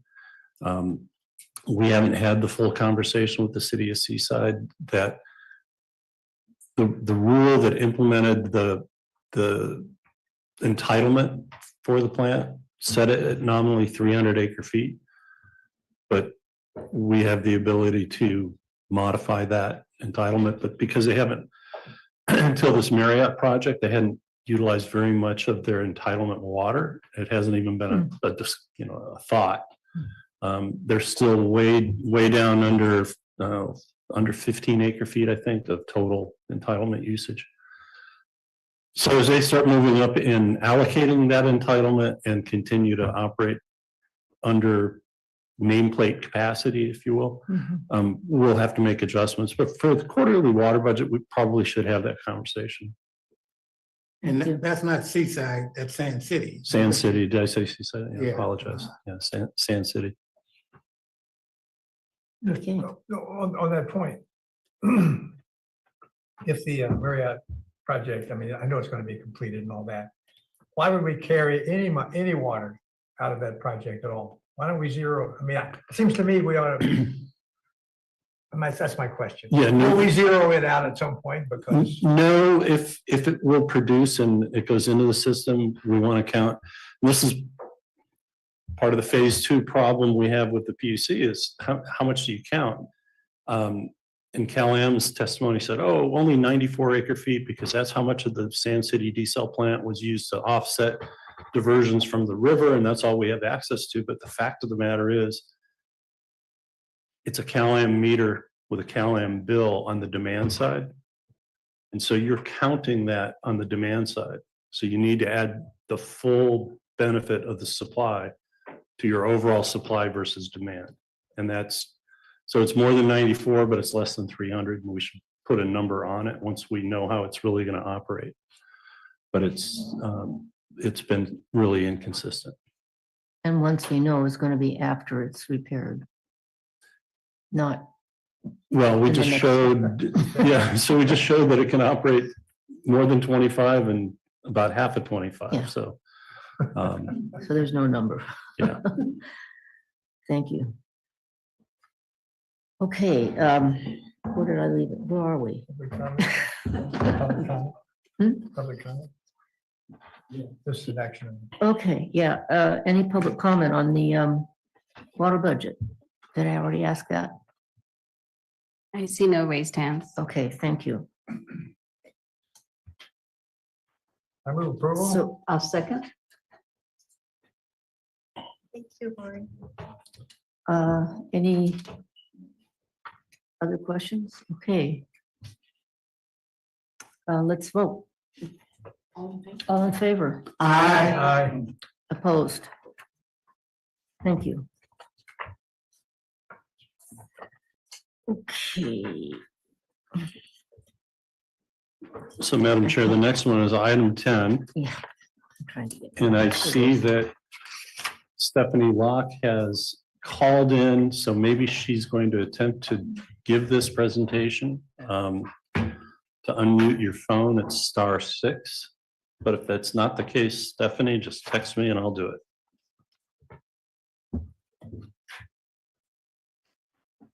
Okay, this is,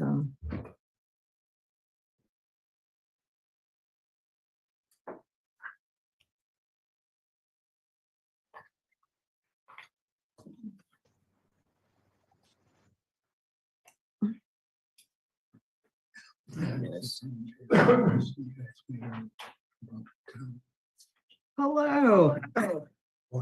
Oh, we can hear you. All right, great. Thank you. I'm hoping I'm not echoing, am I? You were. not now, though. We'll try it again, Stephanie. Okay, can we try this again? That works. Okay, that's clear. All right, so this is the first reading of ordinance number 196. And I'm sorry, I'm hearing myself echoing. So Dave, why don't you just do this? Okay. It'll go faster this way. Thanks. Sorry, guys. So this is a first reading of ordinance number 196, establishing allocations of water from the Pure Water Monterey Expansion Project. You've heard many of the presentations on the expansion project. Our belief is it is a permanent replacement water supply. It's expected to be finished before the end of calendar year 2025. And this ordinance will allocate a portion of the new supply, which generally speaking is about 1/3 of our calculated 25-year need for each jurisdiction, with the exception of Delray Oaks at 50% and the airport and the service branches at 50% of their surveyed future need. It totals about 371 acre feet of a new allocation. And then the remainder will be part of the district reserve.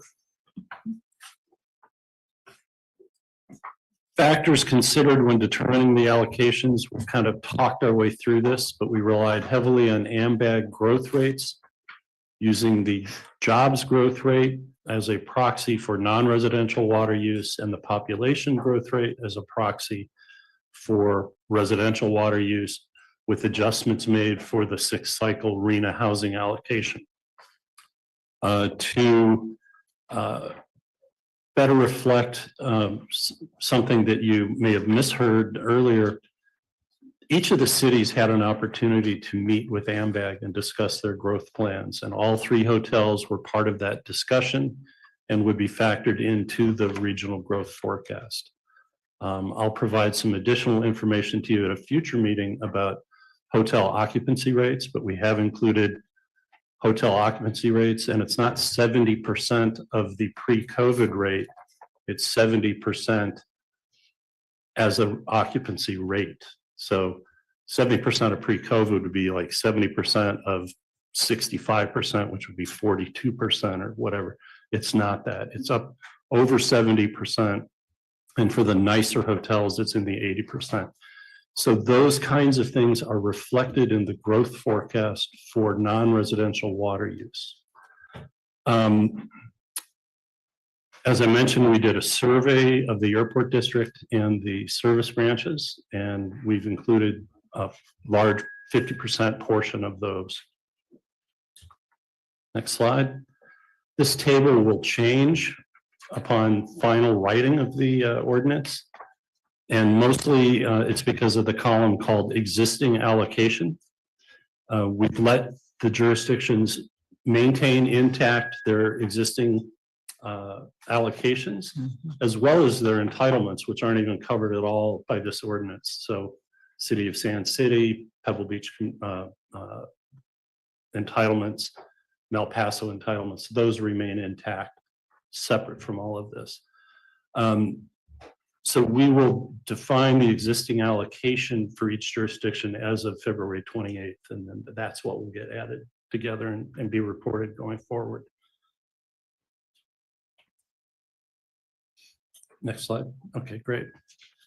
In addition to these jurisdictional allocations, we've amended Rule 31 to require a different monthly allocation report to the board. You'll see this month's allocation report in your packet and the informational items. It's going to be modified going forward. The ordinance did explain the allocation methodology. We'll maintain the unused jurisdictional allocations as of the effective date, which I mentioned, and the effective date will be March 1st, hence the February 28th rewrite of that one column. And then we can review more frequently, but we will view no less than every 4 years with a new regional growth forecast out. In preparing the public for this, we did meet with all the jurisdictions, as we've talked about, with the exception of the City of Carmel, who was not ready to have a presentation. And the Department of Defense and Coast Guard declined the need for a presentation. And the Water Demand Committee reviewed this in early December and recommended the ordinance to the board. With regard to CEQA, we hired a consulting firm, Rincon Consultants, to first apprise you on whether it was a project under CEQA. It was deemed to be a project. The approach was on how to approach this was defined in a technical memorandum to the board. The board authorized an addendum to the existing Pure Water Monterey EIR, which covered supply and demand issues for the addition of the expansion. And based on those findings, the board adopted the addendum in February. This is the public hearing for the first reading, and we recommend that the board move ordinance number 196 to a second reading and consideration of adoption in the January meeting with the following amendment. And this was at the direction of Fran Farina with the law firm, Michael's law firm, to delete the sentence in section 4 that currently says future allocation of water may occur by resolution of the board of directors. She wanted to make it a much more difficult process than just having a board resolution. In other words, we've kind of promised all the jurisdictions, if they see a need for a new allocation, that they need to come to us, and then we'll include all of the jurisdictions in another process so that no voice is left unheard, and it's not just first come, first serve. And Fran thought that an amended ordinance or a new ordinance to do that would be the more appropriate, all-inclusive approach. So will we see that? Should we just wait until next meeting? It'll be to in the adopt this? second reading. That's Okay. the only edit. And then if over the course of the next several weeks, we receive any public comment that have merit, then we will highlight those in the staff note for the second reading. And if they're significantly substantive, then we could go to yet a third reading before implementation if you felt that was necessary. Do we have to publish our ordinances in the public document, public paper? Do No, have to we do don't. that? Yeah, Cities often do, but we Yep. don't. We don't publish. Second question. yes. Are you gonna try to inform Carmel sometime next year? That was my offer. I mean, their city manager said, "Oh, you should wait for our new city council." I said, "Well, we're trying to write an ordinance." But if they see the need, just like to Director Paul's point about 3 new city council members at the city of PG, if they want to hear it, we will. Well, I think they ought to hear it, and Yeah. I think they ought to understand the dynamic of how this thing developed and where we stand in relation to the authority to do it, but also the flexibility that we have. And I mean, they ought to have that information. I just hope you reach out to them. Not wait for them necessarily, but remind them. Yeah, and I'll be truthful. I think I've told every city, part of the reason came to them is so they understand that there's methodology behind this. It's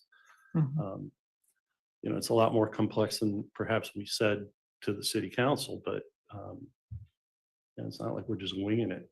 Yeah. Yeah. I know PG does Zoom meetings. And if they wanted to hear the general manager, just find out what Zoom meeting he was on and they can play it. And if they have any questions, they can call him up. But I know PG takes their Zoom meetings and, cause I watch them and I know he does the presentation. That's So, a good point, and the PowerPoint is yes, available too. yes, and the PowerPoint is available. Carmel requires that you know. bring your dog. Yeah, well, I never see Carmel on TV. So that's my question. But if we open up the questions through the chair, GM, Mr. Riley mentioned something about double counting or you're not counting items that this allocation is going to be about. This allocation is so much. And then so we can reserve some water for future needs. So could you answer his question that he was putting out there? Yeah, and I touched on that briefly. He put 2 assertions out there. One is that, we've missed all the pent up things like 3 new hotels and so forth. Absolutely included that. Every city that talked to AMBAG included those dreams in their discussion. It's a 4-year cycle. There were something like 21 or 23 meetings with the 6 jurisdictions. So if you didn't bring it up, shame on you as a city. But of course they brought it up. There is some dissent, say, between City of Monterey and AMBAG over double counting of the jobs numbers. But from our standpoint, if you've double counted and it's in there, then we've overstated the water need, not understated it. So it's not as if that's pent up. But the other one was hotel occupancy rates. And there has been a rebound since COVID. And, there was initially that what people call revenge travel. There was really high occupancy rates. Then it dropped back down. But we're seeing it, we were in discussion with the Coastal Commission over the American Tin Cannery project. We've been involved with C Monterey, the convention visitors bureau, and we're following all of that. And the band is, between 70% and 80%. You haven't seen a significant drop off below 70%. And that's fairly normal for pre-COVID. So, but I'll bring some of that data back to you just so that you're confident that it's there. But we can't say that every planned future development was covered by AMBAG, or that every city planner who met with an AMBAG representative articulated it well, or that the AMBAG folks translated it well. But we're only as good as the econometrics behind their model in terms of growth rates. But as I said, if they didn't cover it, it's not like you just thought of a hotel overnight. You've had that on your wish list for 2 years, and they've had these discussions within the last 2 years.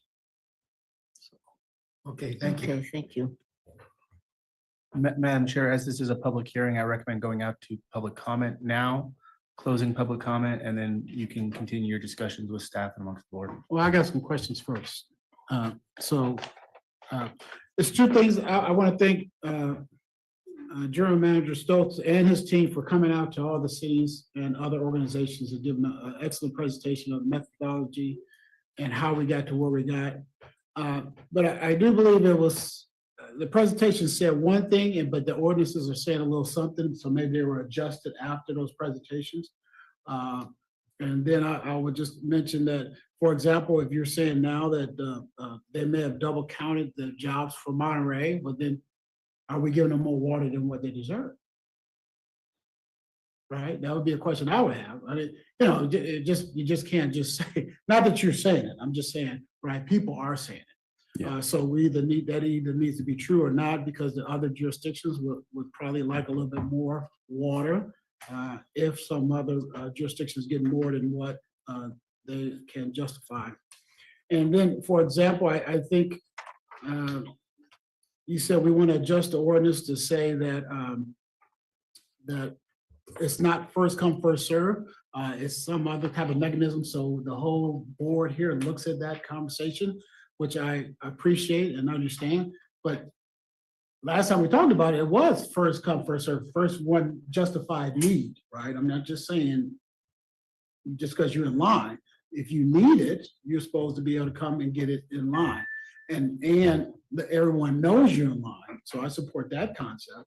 But it's not, if you need it and you're the first one in line and then everybody else comes up there. So I just don't understand why that ordinance need to be adjusted. But I don't have too many problems with that.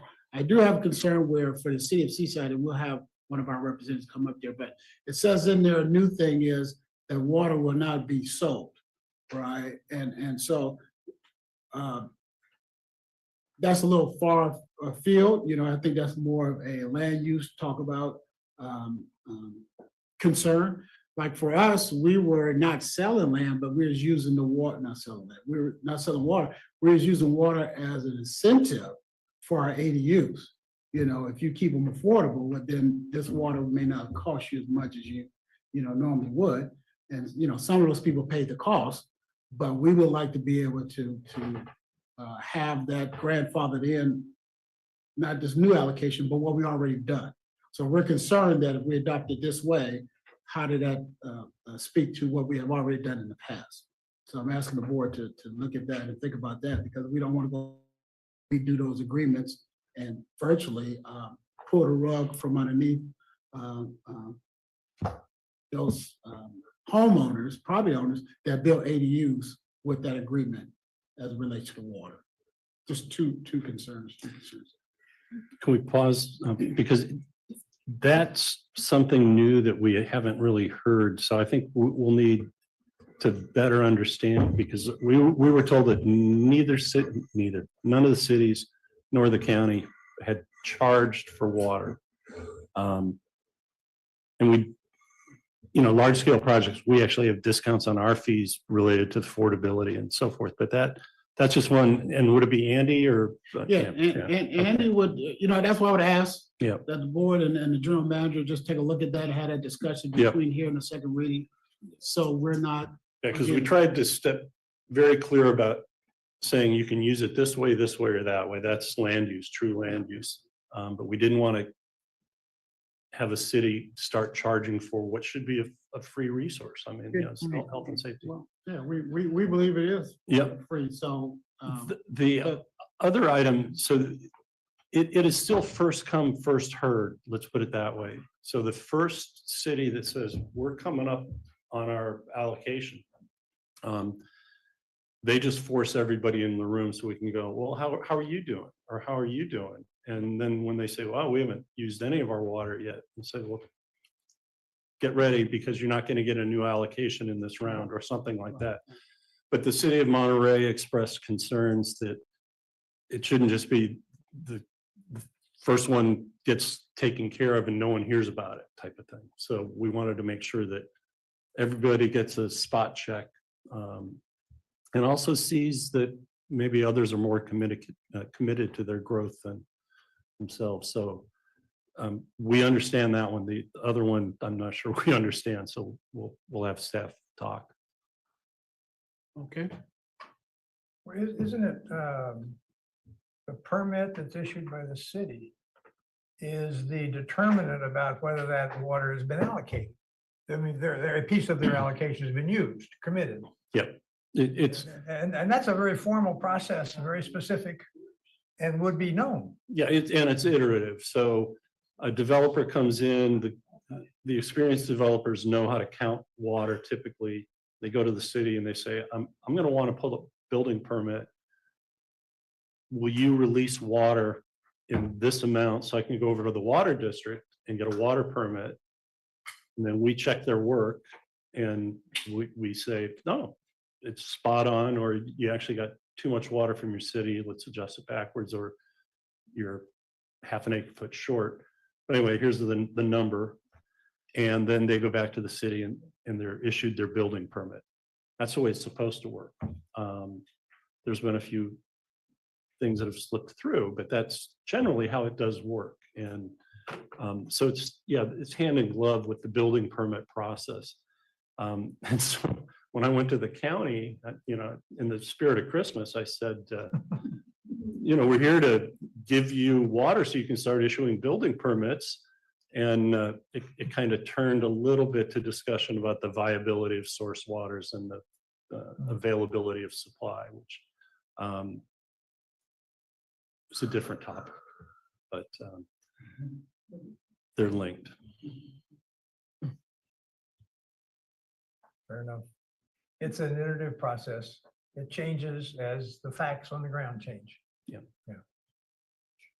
But just to clarify to everybody, this is the portion of the water of the expansion that's coming on, and we're gonna have, what, 5, 10, 15 years of water left, unless something happens, or? Well, this is the beauty of it. If everything would line up and if we would get the community support to lift the cease and desist order, this is a small component, 371 acre feet of a potential, 2,000 acre feet.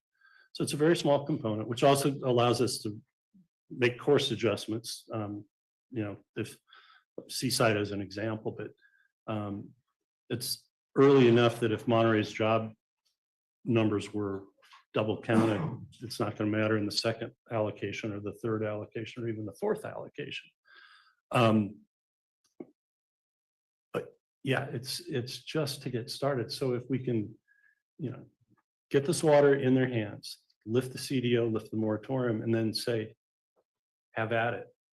Then you're going to learn, how fast this community really can grow, and all the answers that, all the conjectures that we hear from everyone who says, well, if water were only freely available, we'd build this or we'd build that. Well, that's what you want them to do. Or we'll find out. Yeah. Oh, yeah, and that's a good point, because I'm not trying to prolong this, but you can come in here and put a permit and hold it for 10 or 15 years, and I don't see nothing, but I'm gonna build it. I hope we're looking at more of like Seaside came in, wanted to put their housing project up. They paid for the permit, they did all the work, and now I see a lot full of, apartments and stuff. So I'm not gonna be up here, but I hope the board look at that, and then everybody coming in and filling out, well, I wanna get a bunch of permits, and now I need another water source to come into play. Well, and in fact, that's what you want to be able to do. If we grow to the point where you say pure water's 70% gone, it's time to build that desal plant. We'll be the next one in line if that's the most viable next project. But I have my suspicions that are probably more like Director Riley's suspicions. It's like, we'll see. And those, the chair, those are suspicions, right? And so what I'm saying is, if we don't want other people to have theirs, then we shouldn't be dealing in ours. But the facts are the facts. If they come up and they use this water properly, and it's gone, and we get the next allocation, and then eventually it's all gone, and then we talk about desal, right? Well, hopefully you talk about decel before it's all gone, but yeah. No, But you're right. You're thinking about it exactly right. You know, because the cities need that water, and they need the allocations for developers to come in and whether it's housing or economic development. They need to see that they can come in and have water, and sometimes it takes 5 to 6 years to build, Well, I understand that. I live in Seaside. Somebody's, jumping in the middle of that and suing you, right? Whether you're building housing, affordable housing, workforce housing, or some type of, some type of business, people sue you, right? And so we have to take that into consideration. Well, yeah, somebody will hold on to that water for 5 or 6 years, but our cities are supposed, do we want cities to say, well, no, there's no more water, so don't even come over here for your project? And that project may just be an ADU or that second bathroom, lots of work. All that is in there, and so, cities can't say, well, we want to do the hotel, we want to do a multi-family housing unit, which we supposed to build it, because it'll take 7 years, and now, where the water's gone, or we can't issue it out for someone's second bathroom. So I support the ordinance. I just have my 2 or 3 thoughts on that, and well done. I think this is the bridge that we should talk about, it being the bridge. If we want people to support this, then the CEO, then let's concentrate on this being the bridge, and not get bogged down with what's on the other side of the bridge. Let's issue the water, talk about the bridge, and see if we can get people to support that. Then, give them a fess up, right? But they're not willing to walk on the bridge with us, then that's something they're saying, that we shouldn't say. Just one more thing, Chair. Did you mention the 37 years? That should be part of this here. Is that part of it though? Well, it's not a finding. And I think because there's still, even the phase 2 proceeding on supply and demand, it's. No, I got you, Jim. It's Yeah. just right now it's not appropriate. I'm just. Yeah. Understand. Thank you. Okay. Any public comment on this one? Madam Chair, members of the board, good evening. My name is R. Ashdarian. I'm the general manager of the Monterey County Water Resources Agency.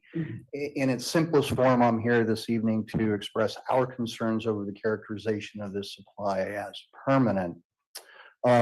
Before I get into that, first I'd like to take a minute, however, and recognize the great success that Pure Water Monterey has been and the unique collaboration that makes it work.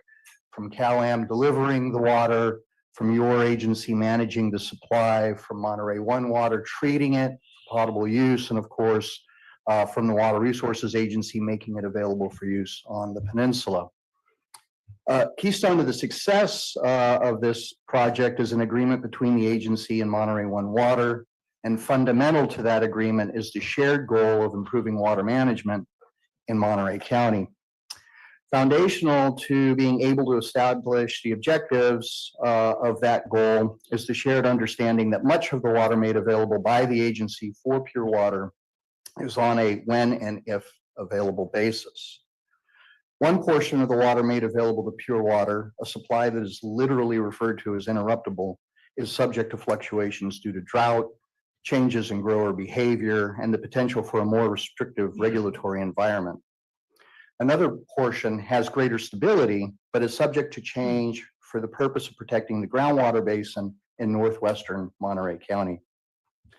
In 2014, the state passed the Sustainable Groundwater Management Act, which mandates that groundwater basins throughout the state achieve sustainability by at least 2040. This is where our cautionary tale begins.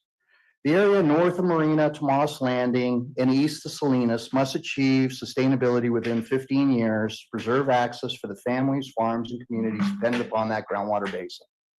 Because of this, some water historically available for use by Pure Water will be repurposed, as envisioned in the agreement, for the protection of this essential natural resource. While we at the agency would take a more conservative approach at this stage, we recognize the authority of the Water Management District to allocate this anticipated supply. And we agree with its measured approach to withhold a portion for a factor of safety, to only allocate approximately 1/3 of the remaining supply, and to reevaluate circumstances in 5 years. My message is more to the jurisdictions that may receive an allocation, including the county. Please be thoughtful about how you put a variable, interruptible supply to use and avoid making permanent commitments in the face of current uncertainties. 5 years from now, we'll have a much greater understanding of how Pure Water Monterey's expansion is operating, its demonstrated reliability, and the real potential for change in the face of Sigma. Thank you for this opportunity. Thank you.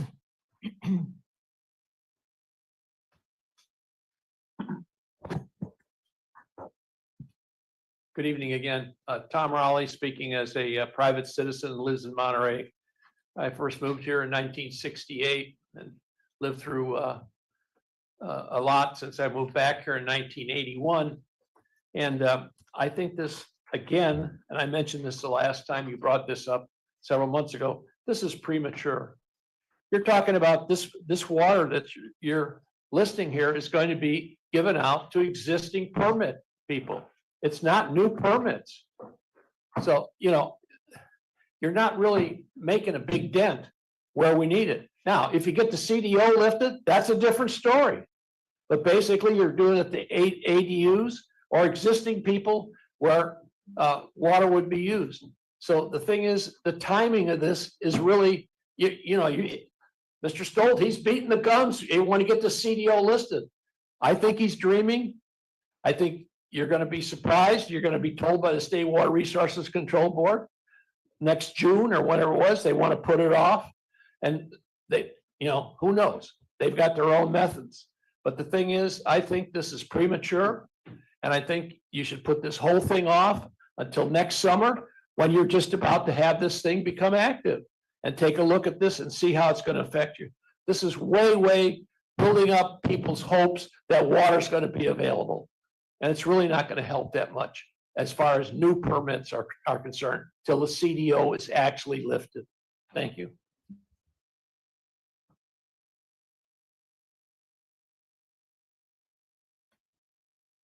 My name is Nina Beatty, resident of Monterey and a CalAm customer. The Monterey One project is an experiment on the public.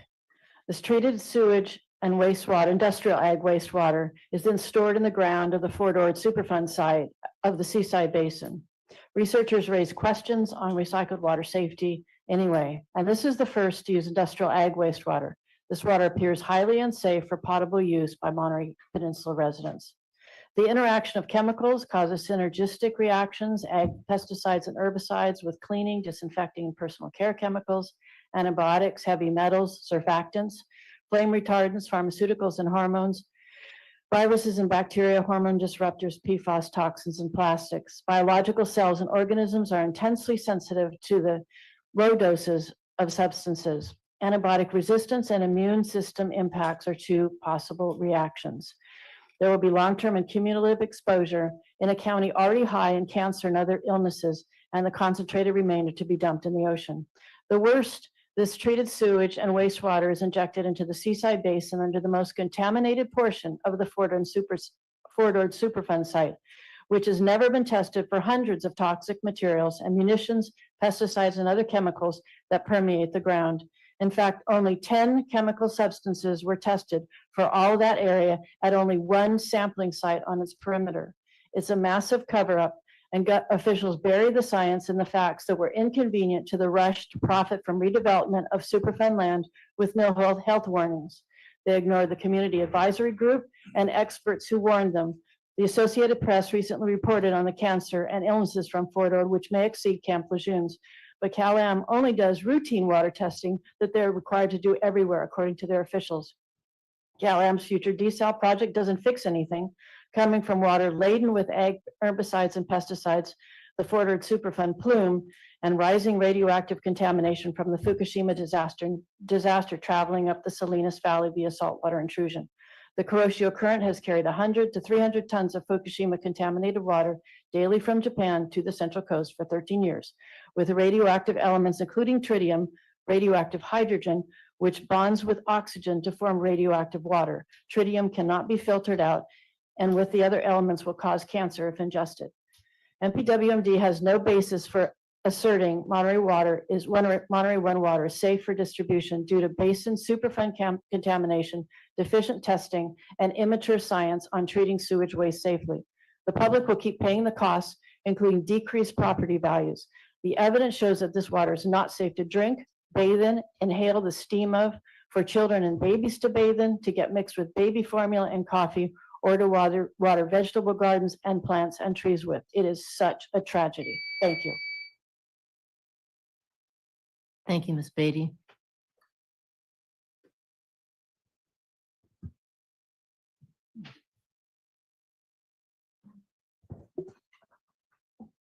Hi, Andy Myrick, City of Seaside. Wanted to just start off by thanking the Water District for coming and giving the presentation to the council the other day. We were able to take a look at this. We just noticed it today. Most of the issues were already brought up by the in that meeting, and the council could address it. Did want to bring up a few things that we didn't hear brought up at that meeting, and the mayor did mention one of them about the section here about there being no sale of water, and just the program that he was referring to is under state law, we're not allowed to require that ADUs be rented at an affordable rate. So the council created a program whereby you pay for the water if you're getting an ADU, but if you do a deed restriction on the ADU, then you don't have to pay that fee. So it's not about, jurisdictions trying to, sell the water to the highest bidder or maximize revenue. It's about using that as a tool to incentivize certain behaviors from the applicants. And it would be nice if we could at least have the option to create that kind of a program in the future. The other item I wanted to mention is in section 4, and you did mention that sentence earlier, but being in section 4 about and saying it should be ordinance, not resolution. I don't see that sentence in here one way or the other. I did have a question because it says each jurisdiction should limit the release of water from its allocation to projects that will not be completed before December 31st, 2025, until Pure Water Monterey expansion has received its final approval from the city of Marina. I don't know what that means. And I would appreciate some clarification. Also kind of wondering what happens if we allocate water and the project is under construction and December 31st, 2025 rolls around. What happens? What does it mean by limit the release of water? Just would really like some clarification on that. And you mentioned that there are going to be some changes between first, second, third reading, and I would just invite that if your staff would like to go over this, we're happy to have conversations. Your staff is always very responsive and professional, and I feel like we've got a good working relationship. So if you're looking at changes to this, we're more than happy to talk to you. I mean, so far we had the chance to talk in the September meeting, and there was the council presentation, but we can do more informal things if that would work. And I'm going to get away before this thing yells at me. Thank you.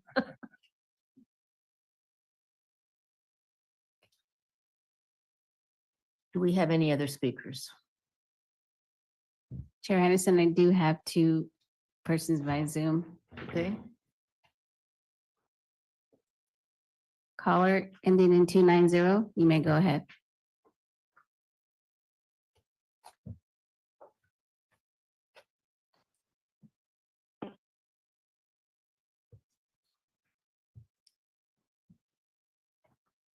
Do they need to press? Can you hear, There we go. can you hear us?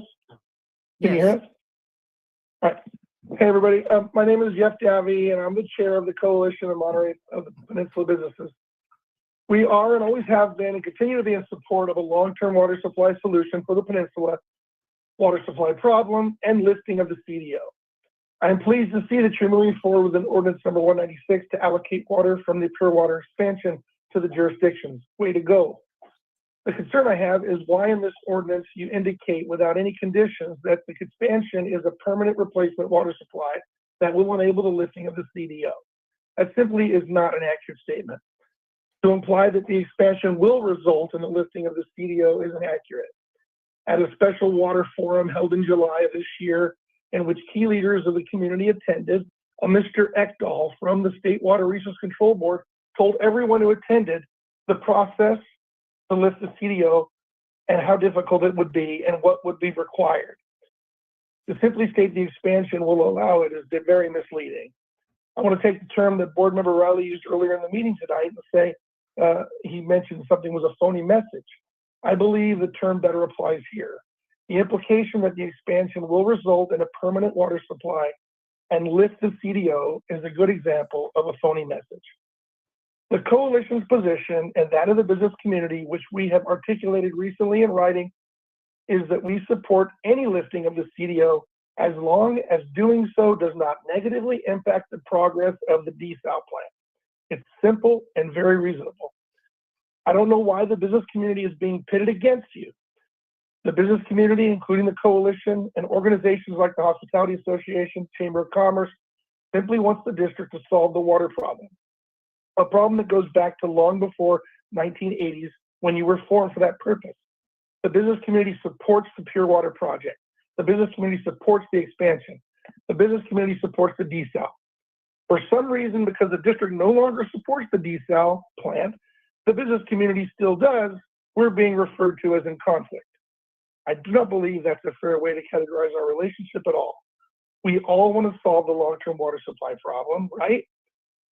Finally, the business community is aware of the cost of desal. What you are forgetting is to know what is the cost of not having desal. The burden is far worse and will continue to force this community to live in water poverty. Why can't we work together to support a permanent water supply solution we need so we can lift the CDO? The three-legged stool does just that: water storage, water reclamation, and desal. Thank you for your time.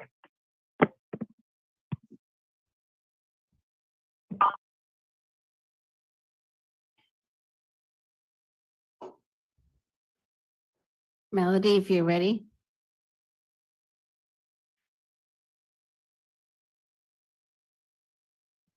Can you actually hear me this time? Yes. Oh, great. It worked. I wasn't sure. So I was at that state meeting that Jeff Davy was just referring to, and I publicly asked the question whether the State Water Board considered Pure Water Monterey to be a permanent new water supply. And they said, yes, we do. So, you know, whatever's going on in people's heads, it's considered a permanent new water supply by the state board.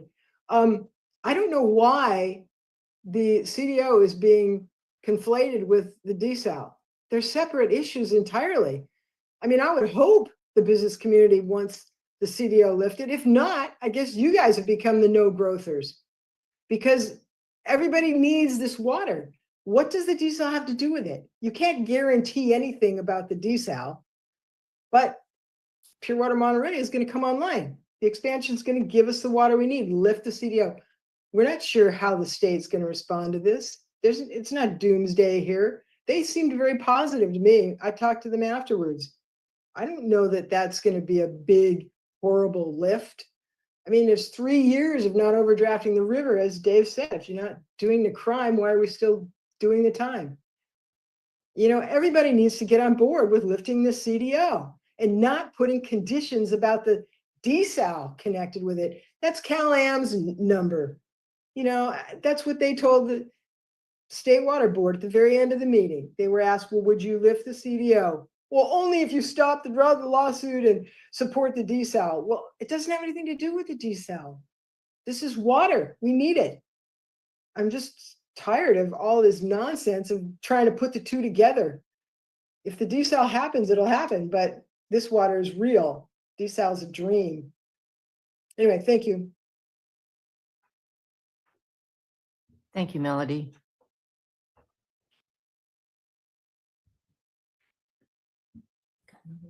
Ms. Melton, if you're ready, you may address the board. Yes, this is Marley Melton. I didn't see anything in there about any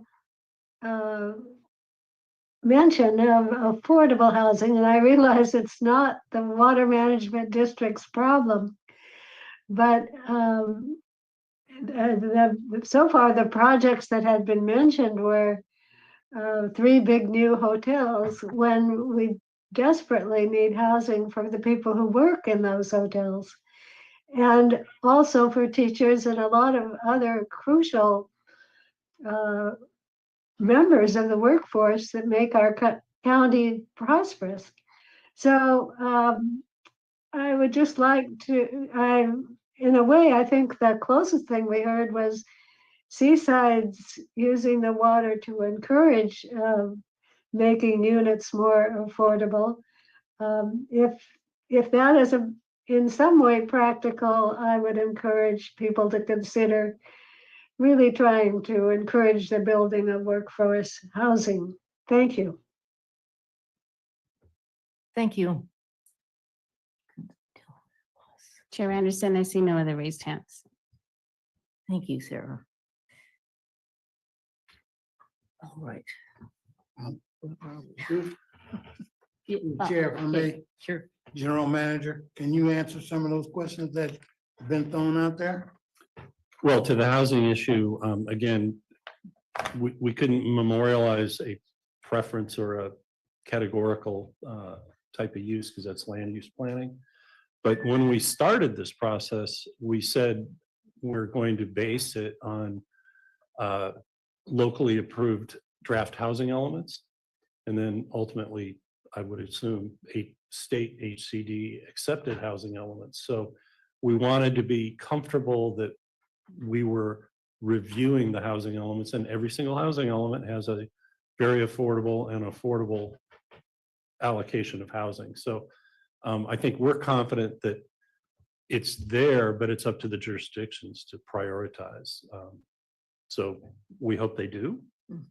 We hope they find a way to build it because it's very challenging to build at least 100% affordable, very challenging. So I think, we've done everything we can do as a water agency on that usage issue.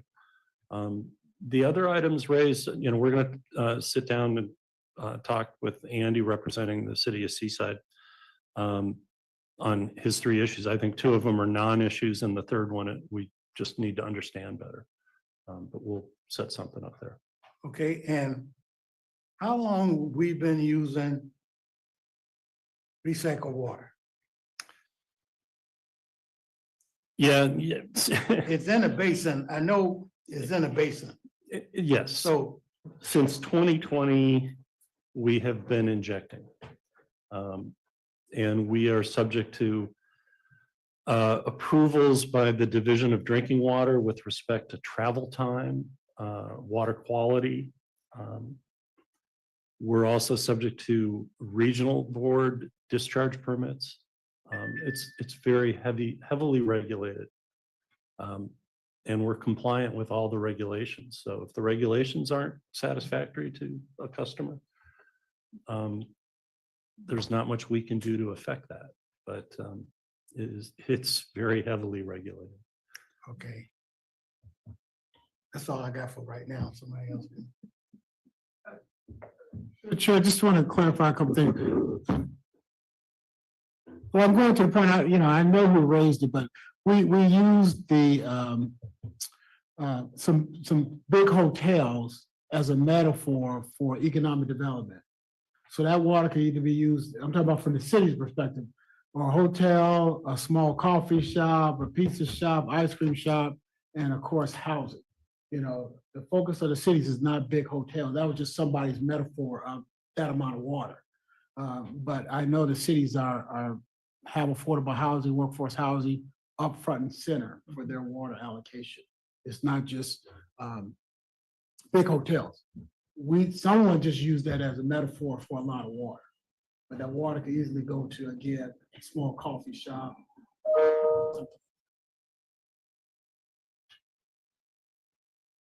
Yes. Maybe I'm out of my element. But for the moment, Nina, I mean, I appreciate all the potential contaminants that may exist out there, but we're still trapped by the state law and state standards and whatever the enforcement responsibility is at the state on all public agencies, all public water, I mean, all water suppliers. And so those standards apply across the board, across the state. And I'm not sure how we could ever consider separate, more stringent, you know, standards to follow. I hear you, and I just want to acknowledge that we still have standards we have to go by. Regardless. One more through the chair, Jim, what the county was saying, would that affect us? Yeah, it could. We've talked a lot about business risk. He spoke to two different types of water, one where you've got kind of, it's interruptible, but you've got the quiet enjoyment of it if they can't use it. And that's been going on for 26 years, 27 years. And that would be, for example, winter wastewater. If the growers could afford storage, they could take more of that winter wastewater and hold it. But it's also ostensibly raining, so you don't need to irrigate in the winter. So you would need storage to carry it forward to the summer.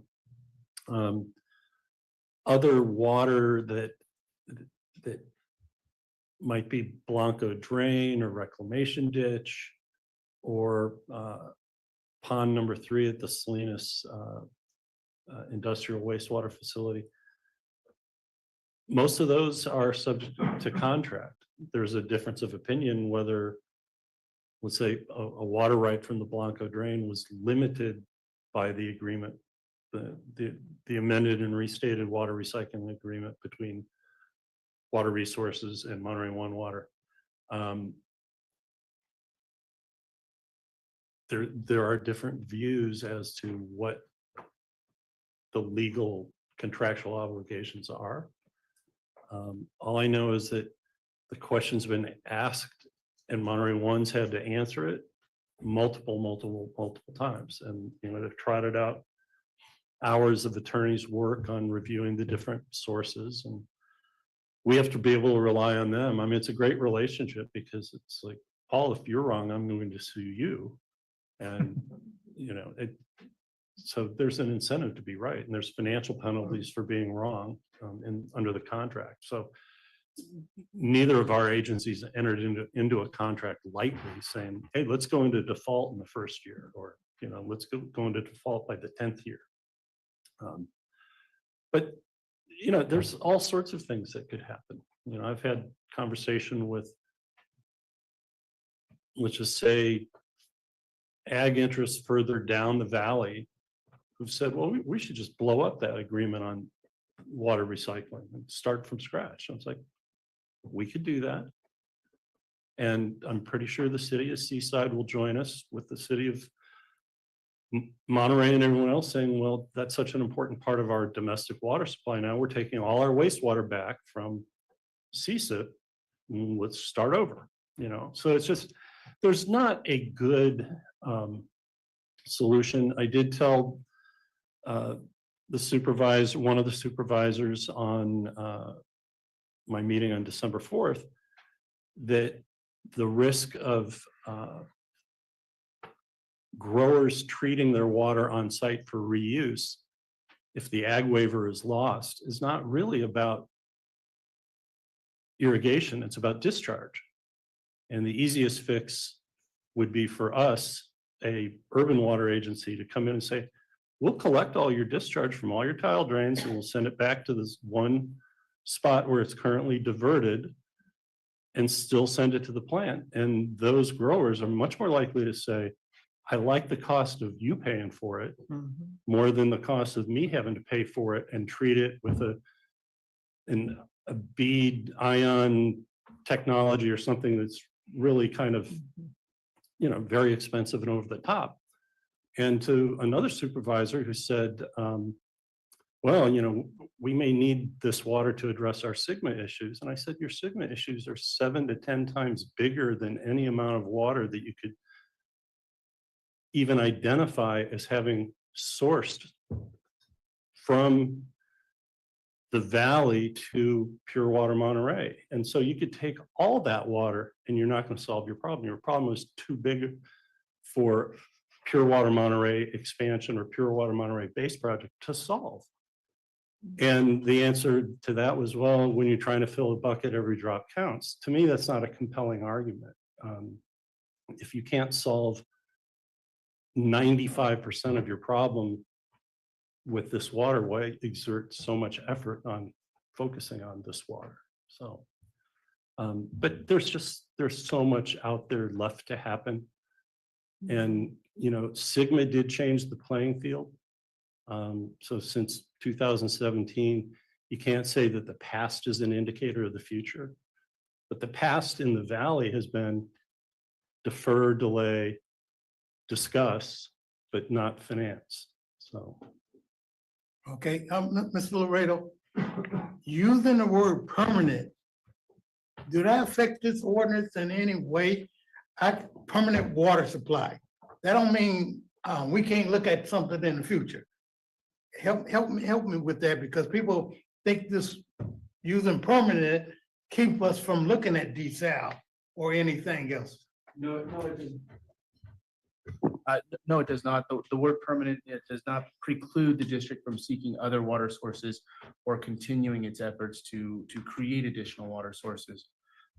We did, Fran in my office did work really closely with Stephanie Locke on this ordinance, and we're very happy with the language that's included.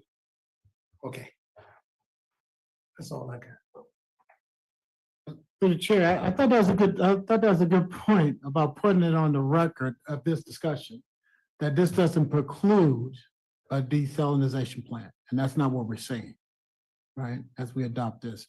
I want to go back to what you said earlier, Jim, about Monterey One Water, right, and their abilities to work with us, and we stand on their numbers of the water coming in.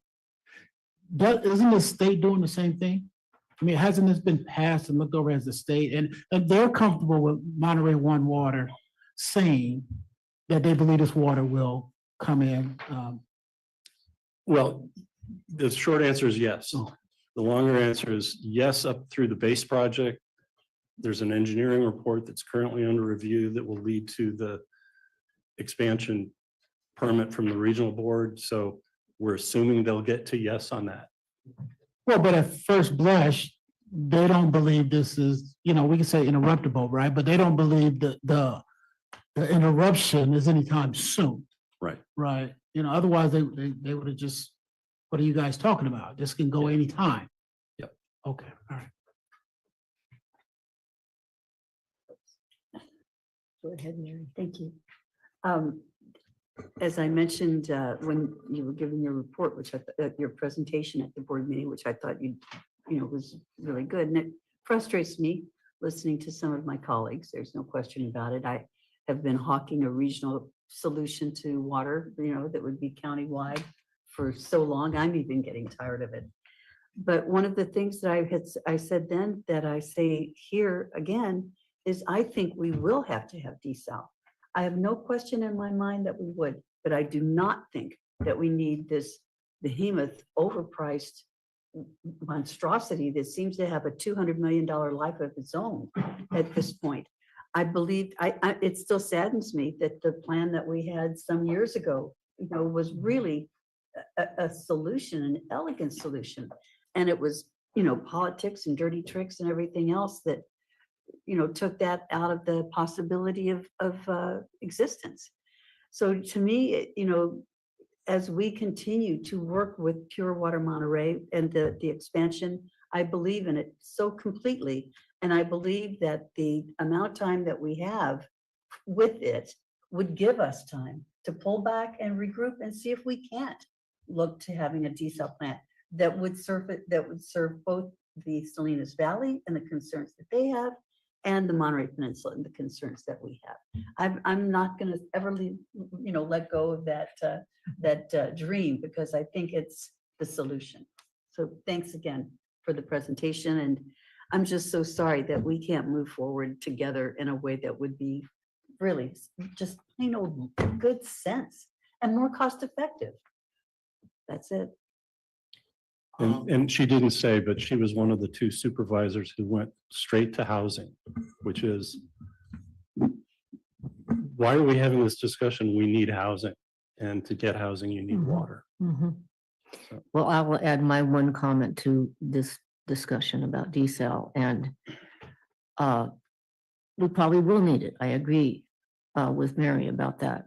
But I also think that how many years have gone past since the desal plant was designed? And I think there's going to be incredible new technology out there, which is going to make the water cheaper, which is going to make the process more affordable. We'll see. Yeah, more environmentally friendly. There's all kinds of things happening in the development of technology for desal, and we'll keep our ears open. Everybody will. To the chair, Jim, how long would it take you to look at, if we do the first reading tonight, to see seaside problems and any others that you see coming up for the second reading? We don't have to have the second reading in 30 days, or can we be a little bit longer? Ms. Laredo, you can help out with that one. Yeah, keep in mind the January meeting, because of Martin Luther King's holiday, is going to be the last Monday of the month. So it's quite a bit more than 30 days from now. It's probably 40 plus. So I think we'll be able to address all the issues that have been raised without significant language changes. So what I've heard tonight is it's worthy of discussion, and just pointing out where certain things are in the ordinance and what they really meant when they were drafted. So I think we'll be fine unless there's some member of the public out there or some other agency who's reading it for the first time and raises an odd, unexpected item. Okay, Ms. Laredo, you want to comment? Yeah, just to add further, if General Manager Stoll does run out of time, he can push off the second reading to the next meeting, and he could just provide a verbal update that that's what he's doing. But it sounds like he believes he has plenty of time. Well, on that note, I'm going to move approval of the first reading, so we can move along. I'll offer a second, but with the first, with amendments, as suggested. Yes, yes, with the amendments that came up, so I'm moving. Okay, we have a motion on the floor. All those in favor? No, this is a roll call. I'm I sorry. wanted to stick. Director Oglesby, Aye. Director Adams, Aye. Director Lindor, Aye. Director Paul, Aye. Director Edwards, Aye. Vice Chair Riley, Aye. Chair Anderson. Yes. First reading is adopted 7-0. Thank you. Okay, so we done, where are we? Your elected officers. We're one in between, so Number action item 12. Yeah, page 177. So Madam Chair and the board, this one's pretty self-explanatory, but suffice to say, we last authorized money for the Rutan and Tucker Special Counsel firm in December of 2019. And last month, we pretty much ran out. So this is a reauthorization of a portion of their budget. They did give us a budget for the eminent domain proceeding of about 1.2 million. They've only incurred about 40,000.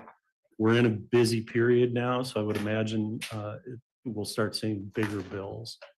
So this is a request for an additional 250,000. This is additional to what we originally approve, or this is, Yes, okay, yes. So this will bring their total up to now 450,000 over 4.5 years. any questions about that? Yeah, just for clarification, so the estimate of 1.2 million is for the legal work during the eminent domain proceeding. Yes, just so the filing of the action last December at this time, the demur defense, the potential of a mini bench trial on the activation of powers, all of those things. But it should be over more than a 2-year period. So that's why we've just taken a little bite here. And then when we hit the regular budget cycle in June, we're going to actually ask them, based on where we think we stand in June, Yeah. Mm-hmm. to redo their budget. Uh-huh. But did that 1.2 million estimate anticipate the second phase of the eminent domain proceeding, the evaluation? phase? Not the jury trial. Okay. And, okay, and the budget for the consultants is separate, the rate consultants. We and did that utility last consultants, month. yeah. And in mid-year budget, we're taking only a portion of this budget and a portion of the consultant's budget to just get through the rest of this fiscal year. Okay, any other questions by the board?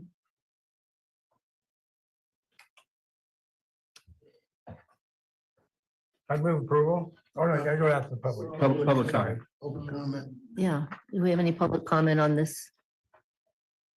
Chair Anderson, I see no raised hands. Okay. They're too tired to raise their hand. Okay, so we've got So I'll move approval. I'll second. okay, let's take a vote. All those in favor? Aye. Opposed? None, okay. Oh, we're at the calendar year meeting schedule. Things are Yep. lightening up. So Sarah included an outlook. We had only scheduled through February of this coming calendar year, so this represents rounding it out and into next year, or 2026. Mhm. Anybody have any objections or problems with any of this? Well, I just want to let you know that I will not be here March 17th. I'm going to be away for a week, March 11th through 18th. I'll be returning late that's Tuesday to Tuesday, so I will not be here that Monday, March. Okay, that's one Monday. I could, but Brown Act. doesn't- Yeah. Okay, okay. We can talk about it. I don't know, yeah, I'll second it. okay. Everyone in favor? Aye. Any public comment? Any public comment on our schedule? Probably not. I see no raised hands, Chair Anderson. Thank you. Madam Chair, that brings us to election of board of officers. Yeah, we Oh, have to that's vote right. now. Okay. All those in favor? Aye. Opposed? All right. Madam Chair, that brings us to the election of board Yes. officers for 2025. But before we do, Hmm. we have to extend our appreciation Oh, for your 1 year ouch. of chair. For my misreading of the dates and everything. Thank you. How much is the check? Thank you very much. Thank you. So in addition to chair and vice chair, we need a board clerk and board secretary. Uh-huh. Treasurer. I'm sorry, not Treasurer. board clerk, treasurer and secretary. And so the staff suggestion for treasurer is Nichelle Bali, Nichelle. and for secretary, me, Is you. which I've always aspired to be a secretary of something. And Secretary of State. and then the normal rotation, of course, would be Director Riley fulfilling the chair and Mayor Oglesby becoming vice chair. As vice chair, yes, that's the slate. We can all vote for all of them at once. Can we do that? Mhm. I'm move the slate. I'll second that. Okay. Any Public comment. public comment? No. Public is probably tired. I but- see no raised hands, Yeah. Chair Anderson. May I have a repeat of who made the motion in the second, please? I made the motion. Move 'em on.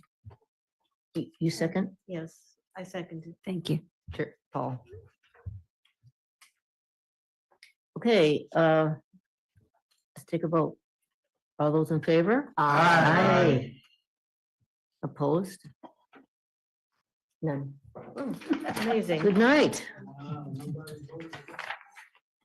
With that, Congratulations. with that, Director Anderson, the gavel now passes to Chair Riley, and he can close out the meeting. Seriously, right now. Any comments for the benefit of the group? Inviting heckling. This meeting is adjourned. All right, good job.